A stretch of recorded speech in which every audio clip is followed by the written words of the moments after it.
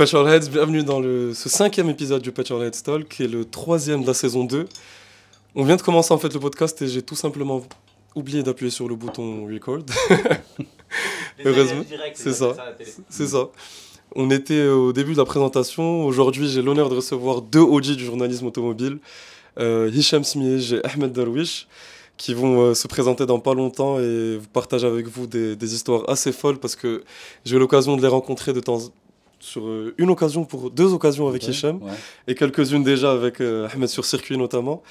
Et croyez-moi, vous allez sortir de ce podcast avec beaucoup plus de choses dans la tête question automobile. Donc, je commence par Hicham, le doyen de l'équipe, comme on aime bien te titiller pour te présenter. Hicham Smihej, journaliste depuis trop longtemps, c'est ce que je dis des fois. Plutôt environ 25 ans. Voilà, j'ai travaillé un petit peu dans pas mal de familles de presse. Et comme je disais, mon intérêt, je n'ai pas trop le mot passion, on y viendra. Mon intérêt pour l'automobile date un petit peu de ma jeunesse, de mon adolescence en fait. Et disons que j'ai trouvé le moyen un petit peu de croiser ça avec mon parcours professionnel, un petit peu. D'ailleurs, j'ai travaillé dans beaucoup de familles de presse et j'ai eu l'occasion de monter 2 magazines auto depuis, on en parlera. Et là, je suis en train, encore une fois, de me lancer dans une nouvelle aventure, à savoir monter la rubrique auto du média d'information, du site d'information Média 24. On est en train de préparer quelque chose d'assez consistant dans les prochaines semaines. D'accord, génial. Et toi, Ahmed? Moi, j'ai eu plusieurs carrières dans l'automobile. J'ai travaillé en tant que... Avant d'être journaliste, ça fait 12 ans que je suis journaliste, mais si on part de manière de rétrospective, 12 ans de journalisme depuis Radio Mars. J'ai commencé à la radio, Radio Mars. En parallèle de ça, j'ai été directeur technique chez Porsche, chez Kia Motors. J'ai travaillé pour ProDriver, une école de pilotage, d'instruction de pilotage. Pendant un petit moment, j'ai travaillé à Oreca, qui est une grande usine et équipe de course en France. Ils font les 24 heures du Mans, ils préparent pas mal de monoplaces et des... Ah oui, tu savais pas tout ça. J'ai été donc pilote instructeur sur le circuit du HTTP, ça s'appelait, c'était le Castellet. Sur le Castellet. Et avant ça, j'ai une petite carrière à la banque. Ça me plaisait pas. Je m'embêtais un petit peu pour pas dire autre chose. Donc c'est à partir de la banque, j'ai connu des personnes de qui je m'occupais à l'époque. Je m'occupais du propriétaire du circuit et un autre propriétaire d'écurie. Je m'occupais de leur argent. Je leur faisais fructifier leur bien. Des placements très juteux. Donc on s'est liés comme ça d'amitié. Un jour, ils m'ont invité à aller sur circuit. Et depuis ce jour-là, j'ai plus remis les pieds à la banque. C'est comme ça que tu as eu ta première expérience sur circuit? Non, avant ça, je roulais déjà, j'ai roulé en rallye, j'ai roulé en monoplace, j'ai fait du drift aussi à ses tout débuts, en 2008, 2007, quand c'était vraiment pas connu. C'était à peine avec la sortie de Tokyo Drift, si tu te souviens, Fast and Furious, ça venait à peine de sortir, on découvrait ce que c'était le drift.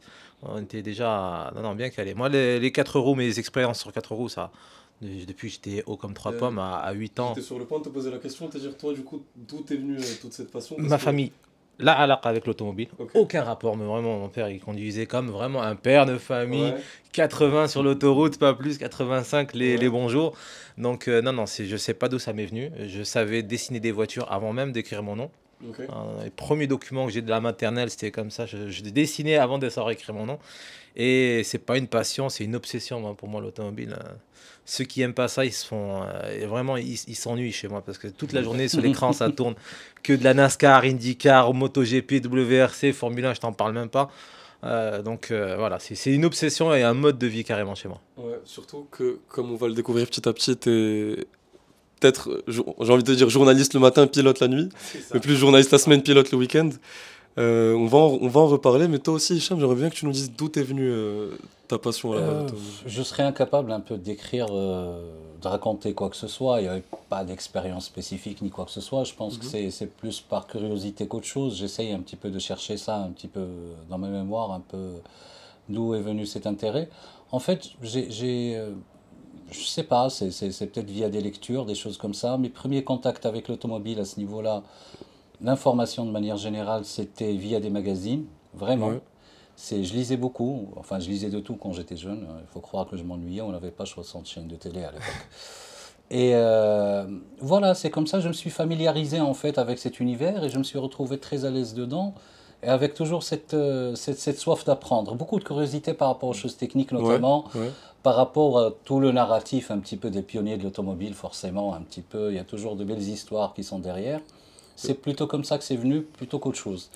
Quoi Et- comme magazine, par exemple? Quoi comme magazine, par exemple? Vous allez rigoler un petit peu, mais bon, c'était Automoto forcément, la presse Ouais. française. Et à un certain moment, je ne sais pas comment je me débrouillais ça, je ne me rappelle plus. C'était de la presse allemande, vraiment. Mais non, Automotor en allemand. Sport. Oui, oui, oui, en allemand. Je ne lisais pas. C'était les... Je ne lisais pas. Je déchiffrais comme je pouvais. Il y avait les chiffres qui sont faciles un petit peu Ouais. à Le petit tableau récapitulatif reconnaître. à la fin, Exactement, exact. voilà. Mais vraiment, tu vois, les noms des modèles, ce Ouais. genre de choses. Mais j'ai encore en mémoire ces magazines-là, je ne sais même pas où est-ce que je les trouvais. Après, la presse francophone à l'époque, c'était relativement facile d'en trouver. Ouais.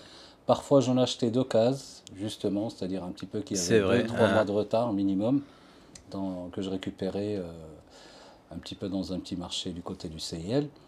Et voilà, mais c'était vraiment de la curiosité, c'était, comment dire, j'étais moins fasciné par l'objet lui-même, l'automobile, à l'époque, que par un petit peu tout cet univers qu'il y avait autour. C'est-à-dire que je voyais les voitures dans la rue, c'est pas quelque chose que je trouvais extraordinaire Ok. ou spectaculaire. Ok. C'est assez C'est spécial. intéressant parce qu'en général, c'est toujours ce truc-là de j'ai vu telle voiture dans la rue. Ah, J'entends... non, bah, moi, T'avais je me pas ce rappelle déclic de surtout- regarder les compteurs des voitures jusqu'où ça allait à l'époque quand t'étais petit? Non, Ça se mais faisait pas. beaucoup. Écoute, moi, la seule voiture qui me fascinait à l'époque, c'était la voiture de mon père. L'une des voitures, justement, c'était une Simca 1100.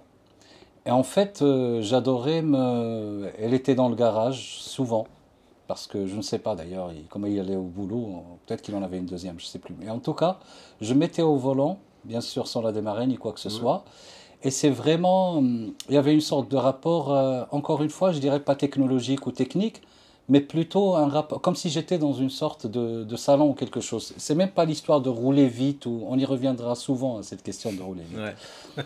C'est vraiment l'objet en lui-même parce que c'est une sorte de petite mythologie qu'il y a autour de la voiture. C'est un objet qui est assez spécial, quoi. Voilà, ça sert à se déplacer, mais c'est du métal, c'est un petit peu du plastique à l'intérieur, du sky, c'était pas du cuir à l'époque. Des odeurs. Et voilà, Des odeurs. c'est vraiment ce qui fait mes souvenirs d'enfance par rapport à l'automobile, c'est plutôt ça. Ou bien lorsqu'on avait des invités, je montais dans leur voiture, oui, qui rentrait la voiture dans le garage, effectivement, ce genre de choses. Mais ça n'a jamais été de, comment dire, être fasciné par une sportive ou quelque chose comme ça et me dire waouh, cette voiture est magnifique, waouh, elle va très vite et ce genre de choses. Ça, c'est jamais venu, c'est assez spécial. Et petit à petit, ça a commencé à prendre corps avec d'autres, comment dire, d'autres critères. Ouais. D'ailleurs, c'est notre sujet, ça un petit fine peu de petit à débat un petit, peu ouais. avec les deux personnes qui sont là. Moi, je dois avoir encore une chambre pleine de magazines. Non. Ah oui. Donc toi, c'est vraiment... Ah, moi, j'avais par exemple les Auto... Auto Plus, par exemple, chez Hbarou à Casa, tu sais, sur Ouais. Rindy, là-bas. Je dois avoir à peu près, c'était un hebdomadaire, non, chaque semaine. Chaque semaine, je dois avoir 300 ou 400 magazines. Ça veut dire que j'ai jamais raté une seule semaine. Ma mère est devenue folle. Les auto-magazines, des auto-journaux. Il y avait j'ai encore chez moi des récapitulatifs de tous les modèles vendus dans le monde. De 1996 jusqu'à maintenant, jusqu'à 2022, je les ai encore, je les achète encore. Mais non. Bien sûr, si tu me l'avais dit, je les aurais ramenés. Bien. Collection. Je peux te faire, je t'envoyer des photos, tu pourras les incruster si tu veux dans la vidéo par la suite. J'ai des trucs de fou. Récapitulatif, j'ai tous les magazines.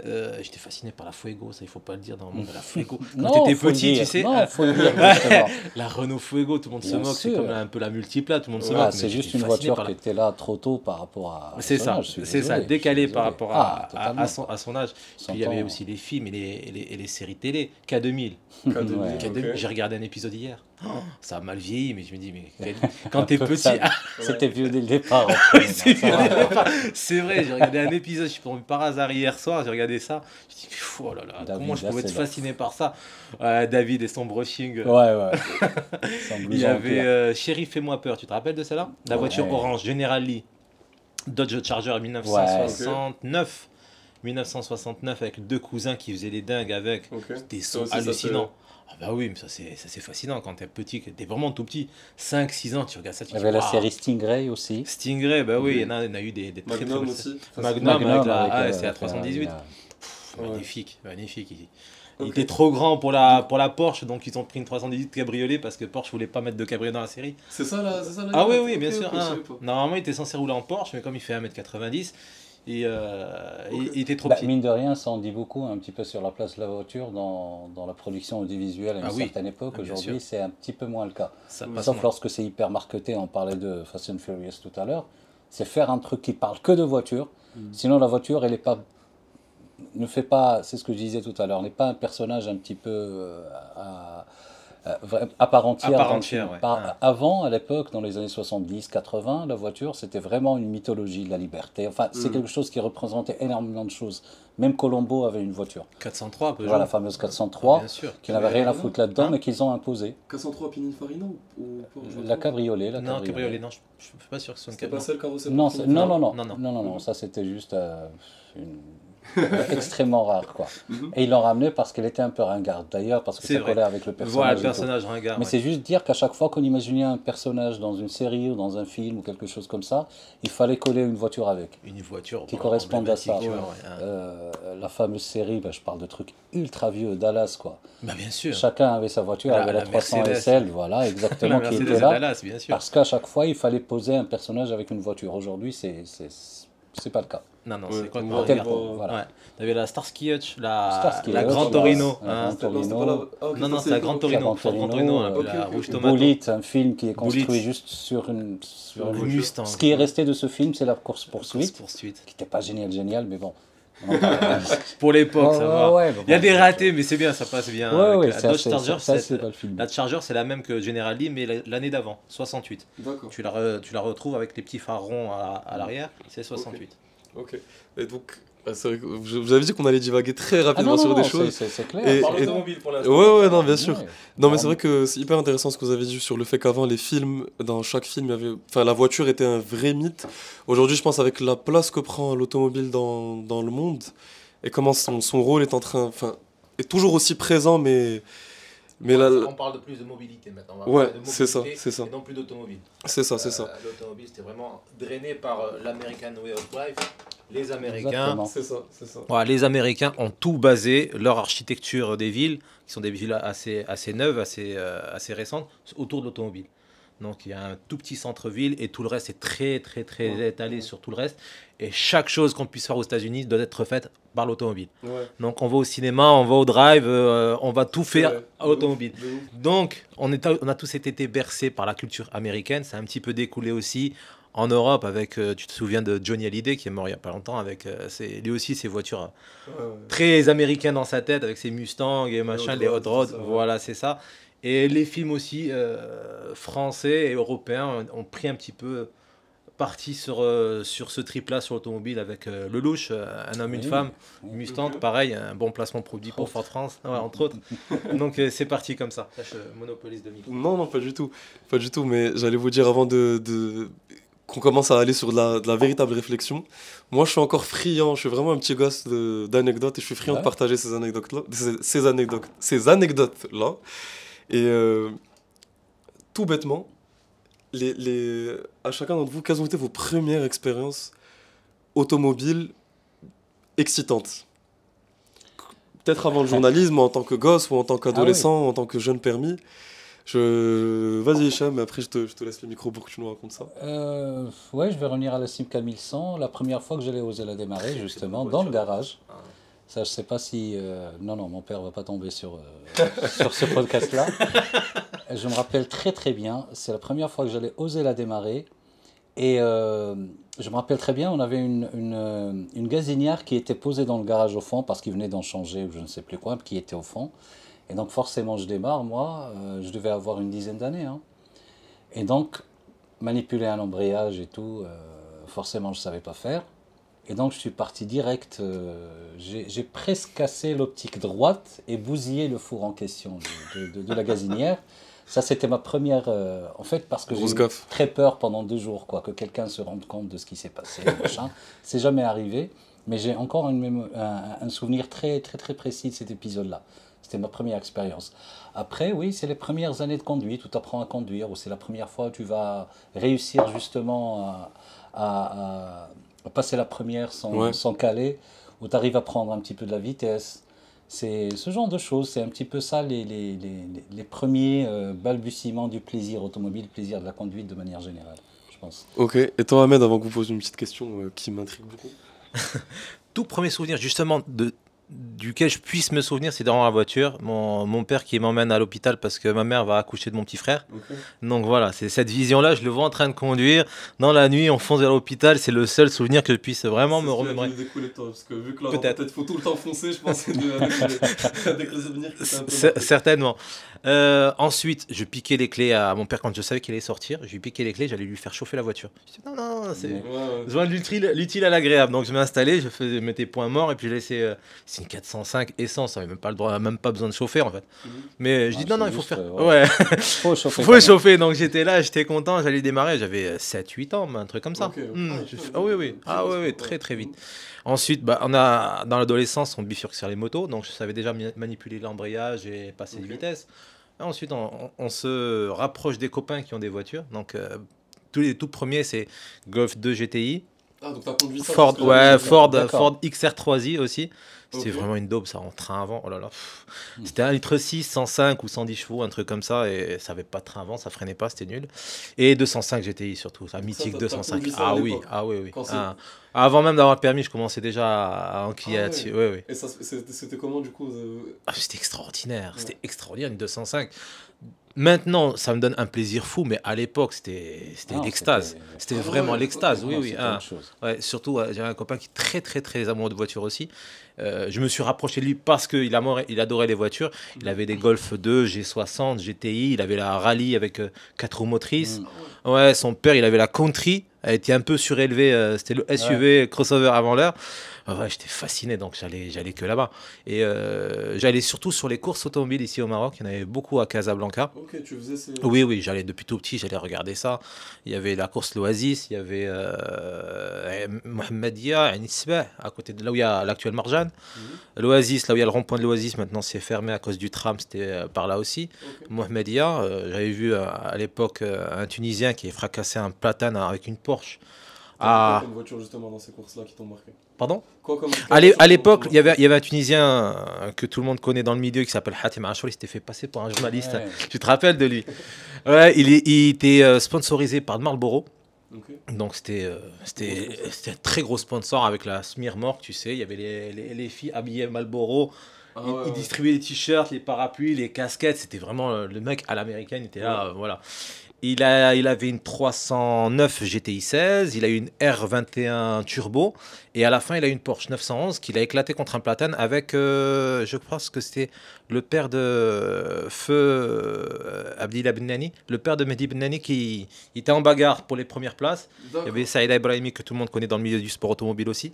Il était en bagarre et à un moment, il est parti, il a pris un platane et ils ont dû le sortir pendant plus d'une heure. Ah ouais, il a sorti la petite cuillère, le pauvre, et depuis ce jour-là, il était un petit peu... il était en décalage en face du monde. Donc c'est des souvenirs que je te raconte, que tout le monde connaît dans le milieu du sport automobile. Mais ça marque quand tu es encore un tout petit. C'était en 93, j'étais vraiment tout petit. Et ça marque, tu vois, c'est vraiment un truc de fou. Je monopolise, pardon. Non, au contraire, moi, c'est ce que j'aime entendre. Et toi, Hicham, c'est assez intéressant parce que là, on comprend petit à petit que toi, c'était moins cette histoire typique de... j'ai vu la belle Ferrari rouge passer, ou j'ai vu ces belles formes qui m'ont attiré. C'était plus technique dès le début. Donc... jusqu'à un certain point, non, les formes, j'aime bien, en fait. Le design m'intéressait, mais je veux dire qu'il n'y avait pas cette fascination déjà par rapport à la vitesse ou par rapport à tout ce que symbolisait une voiture. Okay. C'est plutôt effectivement le design que cette histoire de vitesse, de rapidité ou de performance un petit peu. C'est pas la fusée, quoi, la fusée sur 4 roues. C'est plutôt cette notion d'objet déjà en lui-même, ce qu'il est, que ce soit à l'intérieur ou de l'extérieur, qui m'a beaucoup parlé. On parlait d'expériences de conduite sympa. C'est ce que j'allais te demander justement parmi les premières sorties. Sur le tard, quand je me rappelle encore aujourd'hui, parmi les premières, c'était pour le lancement de l'Alpha 156. C'était à Lisbonne, d'ailleurs. Cette ville me porte bonheur, faut croire. Et c'était en 1996, si je me rappelle bien. C'est ça, 96. Et voilà, je découvre un petit peu, c'est mon premier voyage de presse, entre guillemets. Enfin, pas le premier, c'était le troisième. Mais celui-là, c'était avec beaucoup plus fastueux. C'était Ok. l'annonce de la relance de la marque pour la 650e fois. C'est pour ça que tu as dit relance de la marque, ça Et, m'a interpellé. et donc, on tombe sur cette voiture-là parce que voilà, le reveal, on la voit devant, cet objet qui, jusqu'à aujourd'hui, est pour moi l'une des plus belles voitures un petit peu qui ont été dessinées. En GTA surtout. Voilà, et on parle quand même d'une voiture qui est apparue à l'époque où c'était la gloire du biodesign. Hein. Tu vois, les formes toutes molles un peu. Et voilà, on se retrouve avec ce truc-là qui est hors du temps, qui n'a jamais été à la mode, qui et forcément ne s'est pas démodé. Et voilà, et donc on a roulé quelque chose comme 500 km avec ce truc-là. On découvrait cette voiture. Ça m'a beaucoup marqué par la conduite, par la voiture elle-même et par tout le cérémonial qu'il y avait autour, par toute la symbolique un petit peu pour Alpha qui était dans le limbe avant et un petit peu qui espérait justement retrouver une nouvelle vie avec cette voiture, ce qui a marché pendant quelques temps avant que le vieux travers revienne. Donc oui, je me rappelle beaucoup de cette... D'où ton amour pour Alpha jusqu'à aujourd'hui. D'ailleurs. Oui, oui, aussi. Enfin, j'aimais bien avant pour d'autres raisons. Mais là, c'était, tu vois, c'est pour ça que je parlais cérémonial, c'était une sorte de communion. Il y avait beaucoup de fans qui étaient là, tu vois. Mais hormis les journalistes qui étaient là, le staff un petit peu du constructeur, il y avait beaucoup de curieux qui venaient s'étaient carrément. agglutinés. Ah, Oui, d'accord. oui, justement, pour voir, parce que ça a duré, je crois, pratiquement un mois. Il y avait plusieurs équipes, plusieurs groupes de journalistes qui se relayaient un petit peu pendant les Ok. 2-3 jours un peu de la présentation. Donc il y avait toujours des curieux qui étaient là, très nombreux, qui débarquaient avec leur Alpha Sud ou ce genre de choses. Et donc je découvrais ce qu'est vraiment le culte d'une marque qui n'est pas Mercedes, qui n'est pas BMW, qui n'est pas Porsche. Ouais. Voilà, c'est une marque plus ou moins pas inconnue. Et d'ailleurs jusqu'à aujourd'hui, je suis étonné un petit peu de la popularité de cette marque-là. Euh, qui est assez compliqué à expliquer, mais non, vraiment, aujourd'hui, les gardiens de voiture identifient facilement une Alfa Romeo, alors qu'ils ne s'en vendent pas des masses, Ouais. que ça n'a pas une réputation super géniale, que ce n'est pas spécialement flatteur par rapport aux Allemandes, et pourtant, c'est quelque chose qu'on retrouve un petit peu très souvent. C'est assez étonnant comme trait. Ouais. C'est vrai qu'il y a une super belle communauté Alfa Romeo, même dans tout ce qui est sportif. Chez, entre guillemets, chez les pétrolières en général, tu vois, quelqu'un qui a une 8C, une 4C ou n'importe quel Alpha avec le sigle GTA à côté, ou la Giulietta, QV aussi, tout ça, ouais. Tout de suite, tu dis, ah là, il se passe quelque chose. C'est une marque, c'est une marque qui vraiment favorise les sentiments, tu vois. Totalement. Leur slogan pour un moment, c'était Cuore Sportivo, Sportivo. le cœur sportif. Ouais. Donc forcément, ça fait un petit peu appel au cœur, au sentiment, à ce qui n'est pas palpable. Pas forcément tu es de la rigueur allemande. Ouais. Quand c'est trop germanique, il manque cette petite flamme, cette petite passion. Totalement. Là, non, tu vois, c'est Totalement. voilà. Et en plus, par un moment, dans leur pub, ils disaient sans cœur, nous ne serions que des machines. Donc voilà, ils font parler cette fibre-là, fibre italienne, un peu de flamboyance, La un peu de mécanique dell'emozione, ça c'est leur nouveau... exactement, hein, la mécanique de l'émotion. Donc voilà, ils sont toujours dans l'émotionnel, dans le sentiment. Ils font ressortir ce côté latin là dans Non, l'automobile. parfois j'ai l'impression qu'ils font exprès de mettre plein de défauts sur leur Oui, voiture un peu. on leur donne une âme. Ils leur Vraiment. donnent une âme. Pour moi, Vraiment, c'est pour comme qu'il ça y que ait je une vois. histoire, Ouais. qu'il se passe un truc, C'est ça. c'est assez étrange comme... Perso, oui, ouais, enfin, j'ai essayé un petit peu au cours de ma carrière d'avoir des échanges un petit peu plus poussés par rapport à, comment dire, aux éléments cardinaux de ce qu'est cette marque. Malheureusement, souvent, c'est un petit peu, tu vois, les discours un petit peu convenus, mais bon, voilà, toujours est-il que ça marche, parce que j'ai été aussi à la présentation de Led Julia, encore une fois, qui devait... Voilà, c'est toujours la même histoire. Et encore, ça aussi, c'était un petit moment très sympa, parce qu'on a pu visiter le musée Alfa Romeo avant son ouverture. D'accord. Et il y a eu quelques moments très, très émouvants, notamment parce qu'il y avait, pour la présentation, M. Marchionne Feu, Marchionne qui est parti, il y avait aussi M. Elkann, et il y avait Andrea Bocelli qui a chanté Vincere, forcément, pour la présentation de la voiture, et qui après est venu avec nous pour visiter aussi le musée. Pour ceux qui ne connaissent pas ce chanteur, il est aveugle. Et donc il y avait une scène que j'ai immortalisée avec des photos où il était en train de toucher la disco volante, là, qui est, voilà, qui est juste un prototype. Et c'était assez émouvant comme moment. Donc voilà, c'est un petit peu Ce qui est sympa un petit peu dans la presse automobile, c'est un petit peu des moments comme ça, assez plus ou moins rares, assez intéressants, assez surprenants, et c'est cool. Ouais. J'ai eu la Speeder pendant un moment, 2 litres Speeder. Speeder, ok. Oh, voilà, c'est L'héritage très doit ancien. être doué et tout. Ah, c'est une voiture à part. C'est une Avec voiture à part. le V6 Busso, je crois. Non, non, plus ancien que ça. C'était le 2 litres 1. C'était c'est pas l'Ampredi, non, c'était pas l'Ampredi, c'est Lancia. C'était un 2 litres Twin Cam, de double Brabham en tête, 2 litres 130 chevaux à peu près. Ça chante, ça va dans les tours avec deux gros carbus, double corps. Voilà, c'est de là que part l'émotion Alfa Romeo. C'est des mécaniques qui chantent. En plus, c'est une propulsion, c'est un cabriolet. Toi qui es un le roadster. boxeur, tiens, il y en a eu un petit paquet chez Alpha, certains. Les boxers. Boxer, oui, Ouais, bien les sûr, sur la boxers. 33, le dernier. Il est magnifique, mais c'est. Non, même pas, sur la 146, il y a eu encore Sur les la boxers. 146 Ouais, encore, c'est oui, ça, ouais. effectivement. C'est vrai. Ok, bon, Ah, ça oui. va. Bon, Avant ça de passer au V6 pour les plus gros, puis après... Ils sont passés au Twin Spark sur les petits moteurs. Voilà, l'air Fiat, c'est autre chose. Non, c'est pas...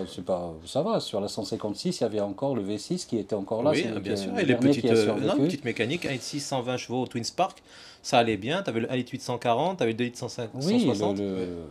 c'était toujours... Enfin, mais ça vaut pas les boxers. Quand Non, même. ça vaut pas les boxers, mais tu avais une petite âme, tu avais quelque chose. par Non, il y rapport avait à quelque ce chose de qu'ils sont. différent, Ouais, ouais. effectivement. Le double allumage et tout, Ouais. ça, c'est spécificité. Perso, j'ai pas le recul pour. Honnêtement, j'ai pas le recul pour Ça va. ressentir ça va, l'émotion que vous êtes en train de retranscrire. Mais même sous l'air Fiat, Alpha, ils ont, en termes de sportif, encore une fois, ils ont il y a sorti eu, de belles justement, choses. c'est pour ça qu'on parle 8C, d'identité 4C. qui est toujours vivace. Bien sûr. Giulia Quevet. Fiat a tellement perdu d'argent avec Alfa Romeo que, tu vois, un esprit froid, normal, rationnel à 100%, il faut faire disparaître cette marque parce qu'ils n'arrivent pas Totalement. à gagner de l'argent avec. Mais à chaque fois, on lui laisse cette latitude pour faire différent. Petit exemple très récent, c'est le Tonale, le SUV. C'est ce que j'en parlais avec une amie récemment, où j'ai dit, lorsque j'ai vu le Tonale, qui répond, enfin, c'est pas une surprise parce qu'il y avait le concept car qui était là depuis 2-3 ans. Et premier sentiment que j'ai eu, je me suis dit, ouf, mes yeux se reposent. Parce que depuis une dizaine d'années, on nous assène des véhicules, des voitures, un petit peu, surtout les SUV, avec une surcharge de lignes partout. C'est des lignes partout, c'est lourd, il se passe trop de choses. Et là, on tombe sur un SUV qui est très, comment dire, d'une sobriété extrême, vraiment.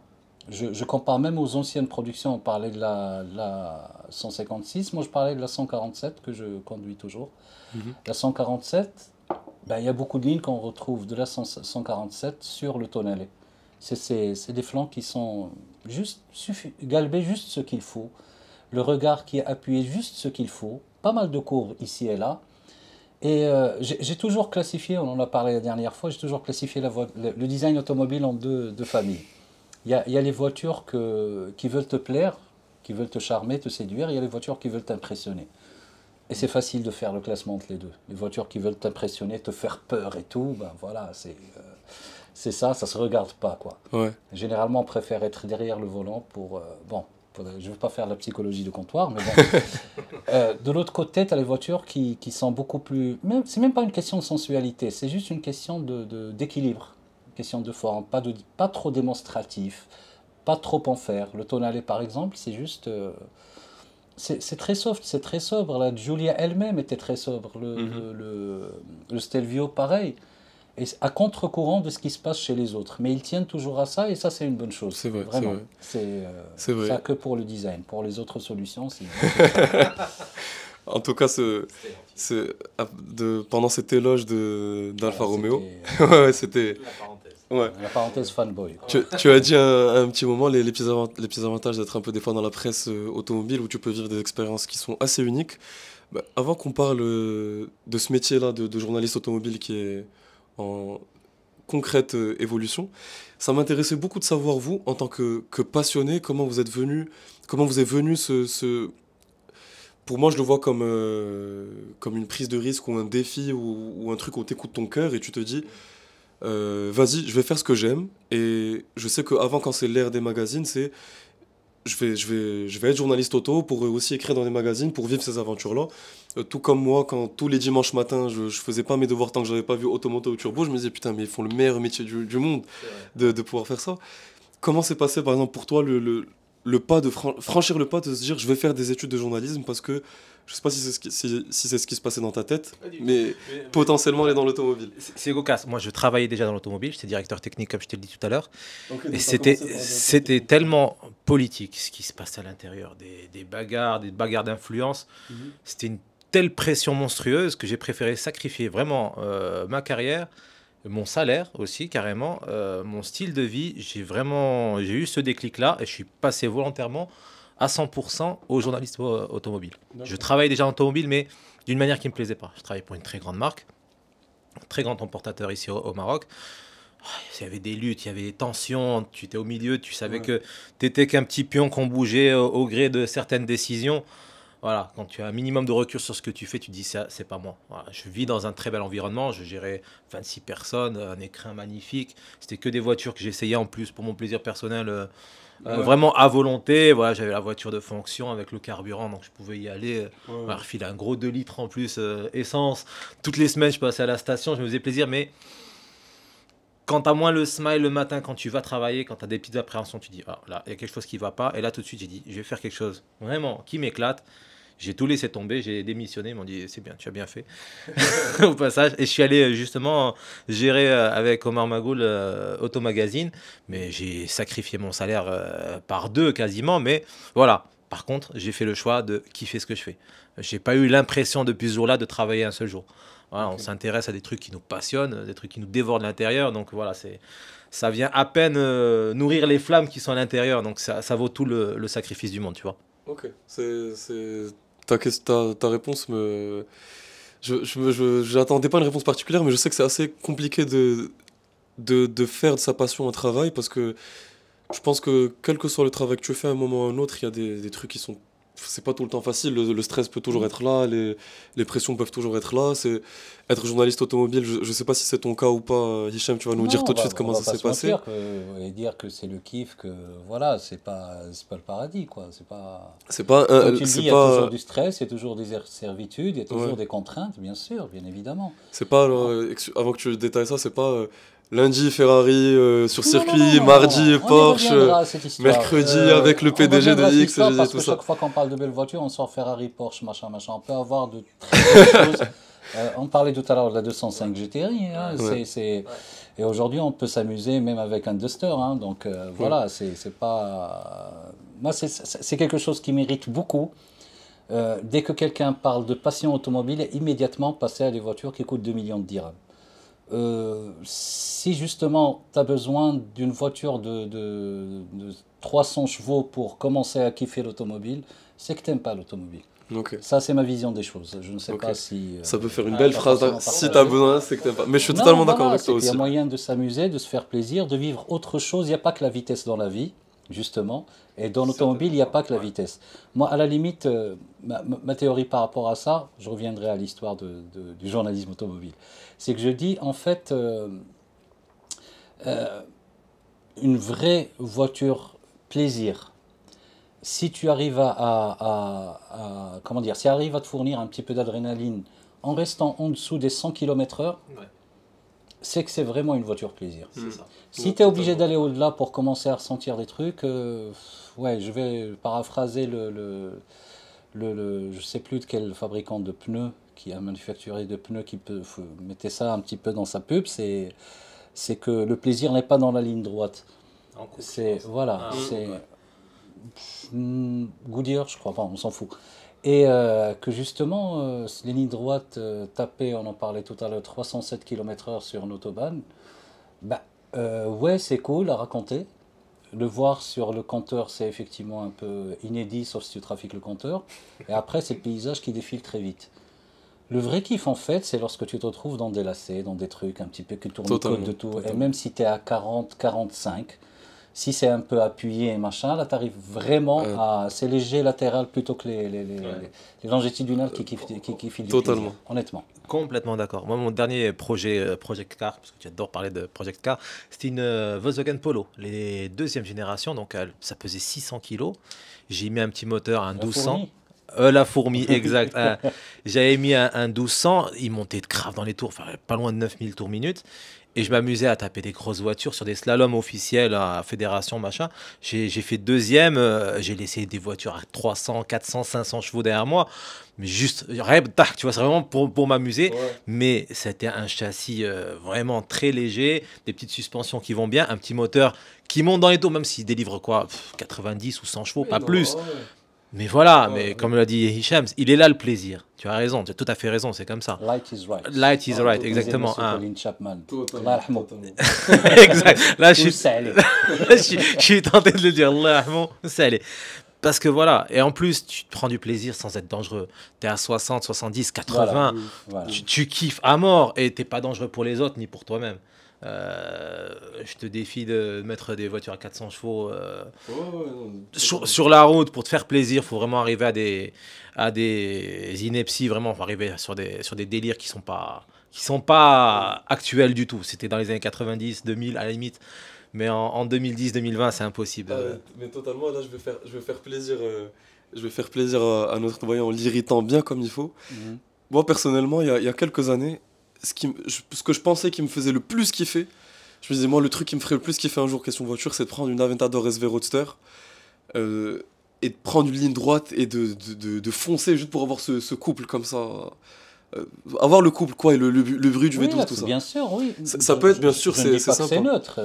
Mais c'est vrai que- Enfin, pas l'accélération, même pas la vitesse de pointe. Ouais. Hein, c'est plutôt l'accélération. il y a du L'accélération. ressenti. Mais c'est vrai que ressentir le light is right une seule fois dans sa vie et voir les possibilités que tu peux avoir en courbe, d'arriver en freinage, C'est les de sensations sortir, tout inédites, ça, ouais. justement. C'est ça le trip où les voitures finissent par faire des miracles. Voilà, Exactement. j'appelle un petit peu ça. Exactement. C'est que tu dis oui, non, je ne vais pas y arriver, je ne vais pas y arriver, mais la voiture elle te dit si, on y va, on y va. Totalement. Et ça passe. Et ça passe Totalement. même parfois à des vitesses pas superfétatoires, mais bon, voilà, c'est juste une question de ressenti.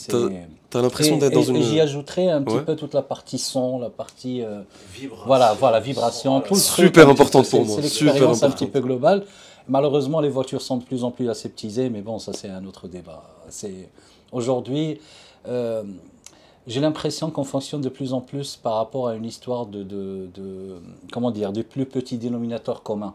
On parle d'une industrie qui est très, comment dire, qui est géante avec beaucoup d'enjeux financiers et autres. Et donc, au bout d'un certain moment, il faut faire plaisir au maximum de clients. Et quitte à justement gommer beaucoup de choses qui plaisaient à une petite partie, mais qui peuvent déplaire à l'autre partie, donc on s'en écarte. Il y a le politiquement correct qui se greffe là-dessus. Je ne veux pas jouer à ces histoires de nostalgie où avant c'était mieux ou ce genre de choses. C'est juste qu'aujourd'hui, la réalité des choses veut que les voitures soient moins un objet de plaisir qu'un objet de commodité, je dirais. Voilà, donc c'est comme ça. Et comment vous voyez ça évoluer justement? Est-ce que vous pensez que c'est en train d'évoluer dans le bon sens avec tout ce qui, notamment en Europe, ou tout ce qui est restriction? On en parlait la dernière fois par rapport à l'hybride et l'électrique. C'est même pas une question de restriction, j'ai l'impression, pardon, un petit peu de monopoliser les choses. C'est même pas une question de restriction, c'est surtout que l'industrie elle-même s'est dirigée. Est-ce que vous vous rendez compte qu'aujourd'hui, pratiquement aucun constructeur généraliste n'a de coupé dans sa gamme? BMW envisage justement de sucrer les coupés. On parle même plus des cabriolets, je parle des coupés. Ok? Il y a juste 10 ans, il y avait des coupés chez les généralistes. Il n'y a pas très longtemps, Peugeot en avait 2. Ok? C'est-à-dire que de plus en plus, on se dirige vers ce qui est rentable, ce qui se vend le plus. Les citadines 3 portes disparaissent parce qu'il n'y a pas suffisamment de personnes pour les acheter. Malheureusement, heureusement plutôt, de temps à autre, les jolies surprises, c'est que Mini n'arrive pas à vendre les 5 portes. Ils vendent surtout des 3 portes, ce qui est quelque chose d'heureux. Oui, ça fait plaisir. C'est qu'il y a des gens qui achètent la Mini pour ce qu'elle est, pas pour son utilité. C'est comme ça. Et que, voilà, c'est une lame de fond. La voiture n'a plus ce pouvoir évocateur qu'elle avait avant. Elle est plus utile qu'autre chose. On achète aujourd'hui des SUV. Il va falloir m'expliquer pourquoi un jour. Je ne sais pas. Voilà, je veux comprendre. Si on parle d'habitabilité, les monospaces sont 1000 fois meilleurs. Essentiellement esthétique. Avant, parce que les SUV sont beaux. Ok. Pas pour nous. Pas pour nous. Non, voilà, pas pour nous. Beau. Si on y revient, c'est l'histoire d'impressionnant et tout. Voilà, c'est gros, c'est énorme, c'est tout. Voilà, même quand c'est petit, ça essaie d'être gros, quoi. C'est la grenouille qui va ressembler à la vache. Pourquoi? C'est ça. Je sais pas. On veut de l'habitabilité. Les monospaces faisaient très bien le boulot et beaucoup mieux qu'un SUV pour beaucoup moins cher. Et ça consommait moins, c'était plus efficient en plus, c'était, bien sûr. pour moi, au niveau des carrosseries, c'était l'évolution finale de l'automobile. Ouais. Surtout avec l'électrique aujourd'hui. Tu chopes un monospace, tu fous les batteries sur le plancher. Voilà, ils C'est sont ça. dans le plancher en sandwich. D'ailleurs, ils l'avaient fait avec des moteurs même. Ouais, la bien sûr. Previa à l'époque Exact. chez Toyota. À l'avant, tu n'as pas besoin de capot parce qu'il n'y a plus de moteur qui prend de la place. Donc en fait, l'évolution naturelle de l'automobile, ça serait un monospace. Voilà. Mais non, on veut quand même un SUV avec un gros machin qui ne sert à rien devant. Le Si on a capot un ne gros sert capot parce qu'il faut strictement que ce à soit rien, carré, ça effectivement. sert strictement à rien. Absolument. Ouais. Si on ne peut pas caser les batteries dedans parce que ça va déséquilibrer la voiture complètement. Donc à quoi ça sert un SUV aujourd'hui? Je veux juste comprendre. Après, est-ce que ça flatte l'ego du propriétaire? Je sais que je ne vais pas me faire que des copains. Mais voilà, j'essaie juste d'être rationnel encore une fois par rapport à ça. Ouais. Et qu'on ne vienne pas me dire qu'un SUV c'est beau. Je n'imagine pas un N'en SUV. démords pas. On peut attendre dans 60 ans, je ne serai plus là peut-être. Certainement pas peut-être. Et un concours d'élégance où c'est un SUV qui gagne, je veux bien voir ça, quoi. Ouais, non, Ouais. Vraiment. je- C'est, je- Honnêtement, depuis qu'on a eu notre conversation sur... Je fais l'interview. Non, d'accord. Depuis qu'on a eu notre conversation la dernière fois et comment tu vois, tout à l'heure quand tu parlais des lignes, beaucoup trop là, qu'on parlait du Urus par exemple, c'est vrai que j'ai commencé à y prêter plus part et moi j'ai l'impression qu'aujourd'hui, les constructeurs ils sont dans une optique de camoufler ce qu'ils peuvent plus offrir aux gens comme nous, où on va camoufler l'arrivée de certains types de moteurs ou la disparition de certains modèles sportifs par des looks ultra sportifs parce que on a beau se plaindre, nous on est la minorité de la minorité. C'est Quoi. c'est même pas ça, à mon opinion. C'est juste que le SUV, j'y reviens encore. C'est une obsession, celui-là. Oui, non, c'est pas une obsession, c'est l'obsession des clients surtout et des constructeurs. Moi, j'y suis pour rien, moi, je mets rien là-dedans. C'est que le SUV, c'est un coupé, tu peux lui donner plusieurs formes. C'est un espace d'expression qui est très large, un coupé. Même une berline, c'est très large. Je parle même pas du cabriolet où tu peux prendre des libertés, faire œuvre de créativité un petit peu partout. Sur un SUV, c'est très simple. C'est un cube avec un truc devant. Et être créatif sur un SUV, bon courage. Qu'est-ce que tu peux faire sur un SUV? Qu'est-ce que tu peux faire? À part pencher la lunette arrière et l'appeler coupée, qu'est-ce que tu peux faire sur un SUV? Résultat, X6, qu'est-ce qu'on fait? BMW, On bonjour. surcharge les lignes sur les côtés, sur la face avant, sur les trucs comme ça pour décorer et se différencier des autres. Sinon, tous les SUV se ressemblent. Et c'est ça le problème un petit peu aujourd'hui, c'est que tu peux... Et cette histoire de base commune. On est sur des plateformes modulaires, il y a des contraintes industrielles qui sont là, qui donnent très peu de liberté aux Ça a aux toujours été le designers. cas dans les voitures américaines des années 60, 50. Il y avait une seule base et ils te foutaient n'importe quelle carrosserie dessus.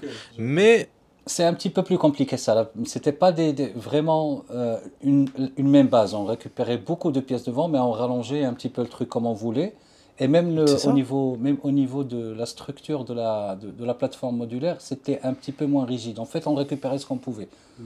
Aujourd'hui, c'est vraiment toute la structure qui impose énormément de choses. Je donne un petit exemple très simple chez Stellantis aujourd'hui.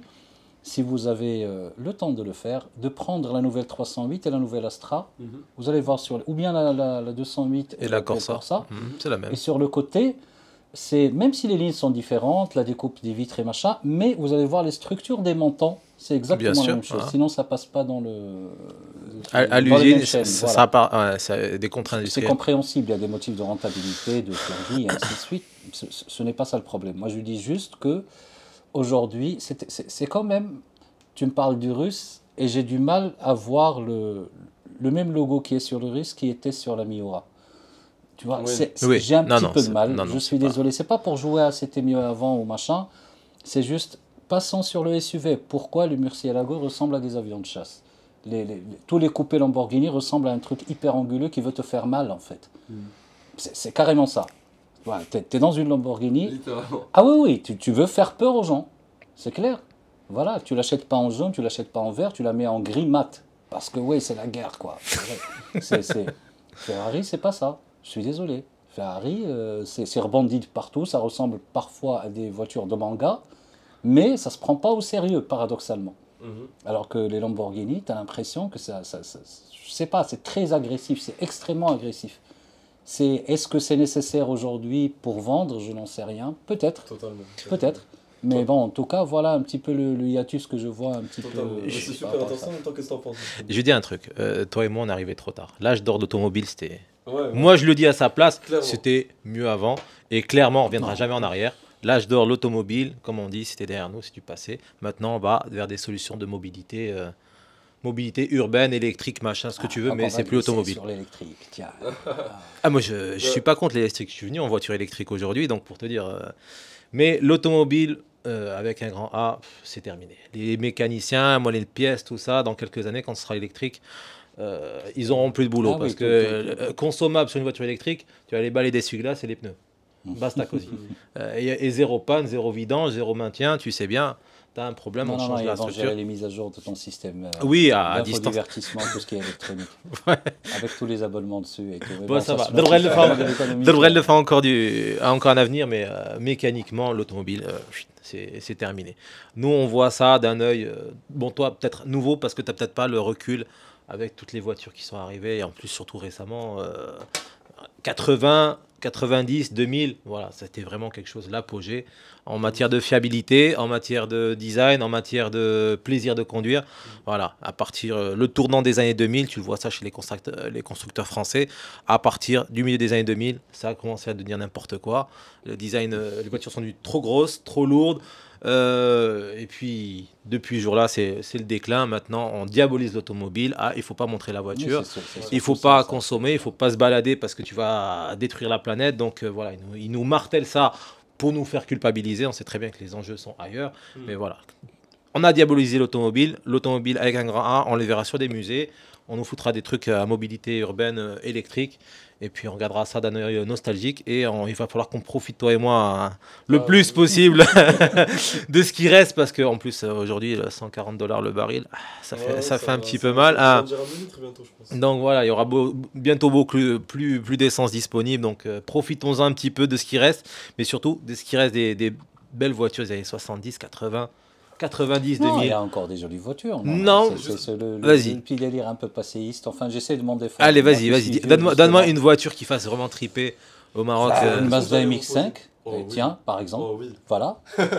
Non, c'est ce que je dis, c'est qu'il y a toujours des petites fulgurances un petit peu partout qui ne sont pas liées à des enjeux économiques. D'ailleurs, justement, le cas Mazda est magnifique parce que c'est ce constructeur comprend hors du temps. Comment ça fonctionne. Il est hors du temps, voilà, celui-là aussi. Il est complètement déphasé par rapport au reste parce ils font tout seuls, même leur boîte de vitesse. Ils sont indépendants. Aujourd'hui, personne ne fabrique ses boîtes de vitesse. Mazda fabrique ses boîtes de vitesse, les conçoit et machin, ce qui est complètement illogique, irrationnel. Ils sont en train de développer leur moteur eux-mêmes. Même si aujourd'hui il y a des petits rapprochements un petit peu avec Toyota par rapport à certains marchés pour l'hybride, pour ce genre de choses. Ils veulent revenir avec le moteur rotatif en hybridation. Bon, toujours est-il que voilà, c'est un constructeur qui est resté plus ou moins fidèle à certains de ses principes.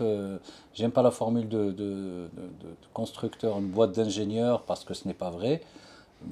Esthétiquement, ils font de très belles choses. Et il reste sur une conception d'automobile qui est spécifique. D'ailleurs, je veux juste revenir à l'idée dont tu as parlé tout à l'heure sur l'automobile en tant que mythe américain. Disons que oui, peut-être qu'à un certain moment, lorsque l'automobile de masse était ça, mais ça a été réapproprié par différentes cultures. Le Japon, par exemple. Le Japon, à partir des années 80, a fait vraiment une grosse offensive. C'est pas vraiment le pays où il y en a le plus.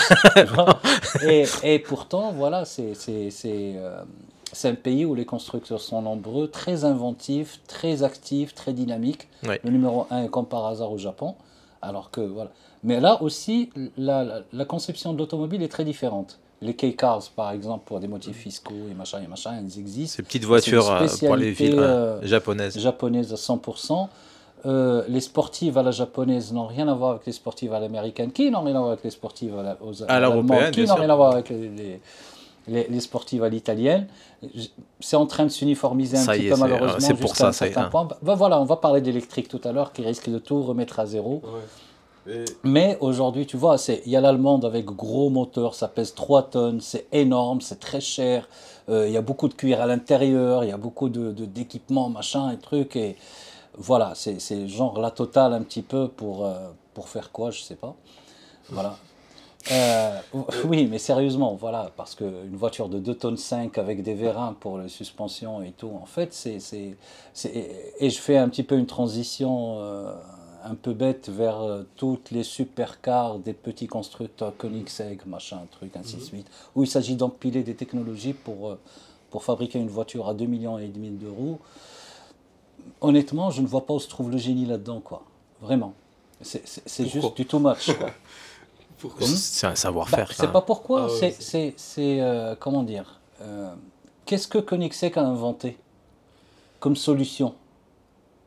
Maintenant, c'est le moteur J'attends. sans soupape, sans time belt, sans. On attendra de le voir, on attendra de le voir, il ne tourne pas encore. Ils tournent Ok. pas. Et en plus, ils ont fait un brevet en open source Oui, pour que tout il le y a monde le puisse y contribuer. brevet, machin, pour Voilà. qu'on les aide à les développer parce qu'ils n'ont pas les teams et machin. C'est-à-dire C'est que une Monsieur autre Koenigsegg sélection aujourd'hui, régionale, enfin, Monsieur et Madame Koenigsegg sont en Oui. train de se dire, tiens, ça serait bien qu'on invente des choses pour construire notre légende.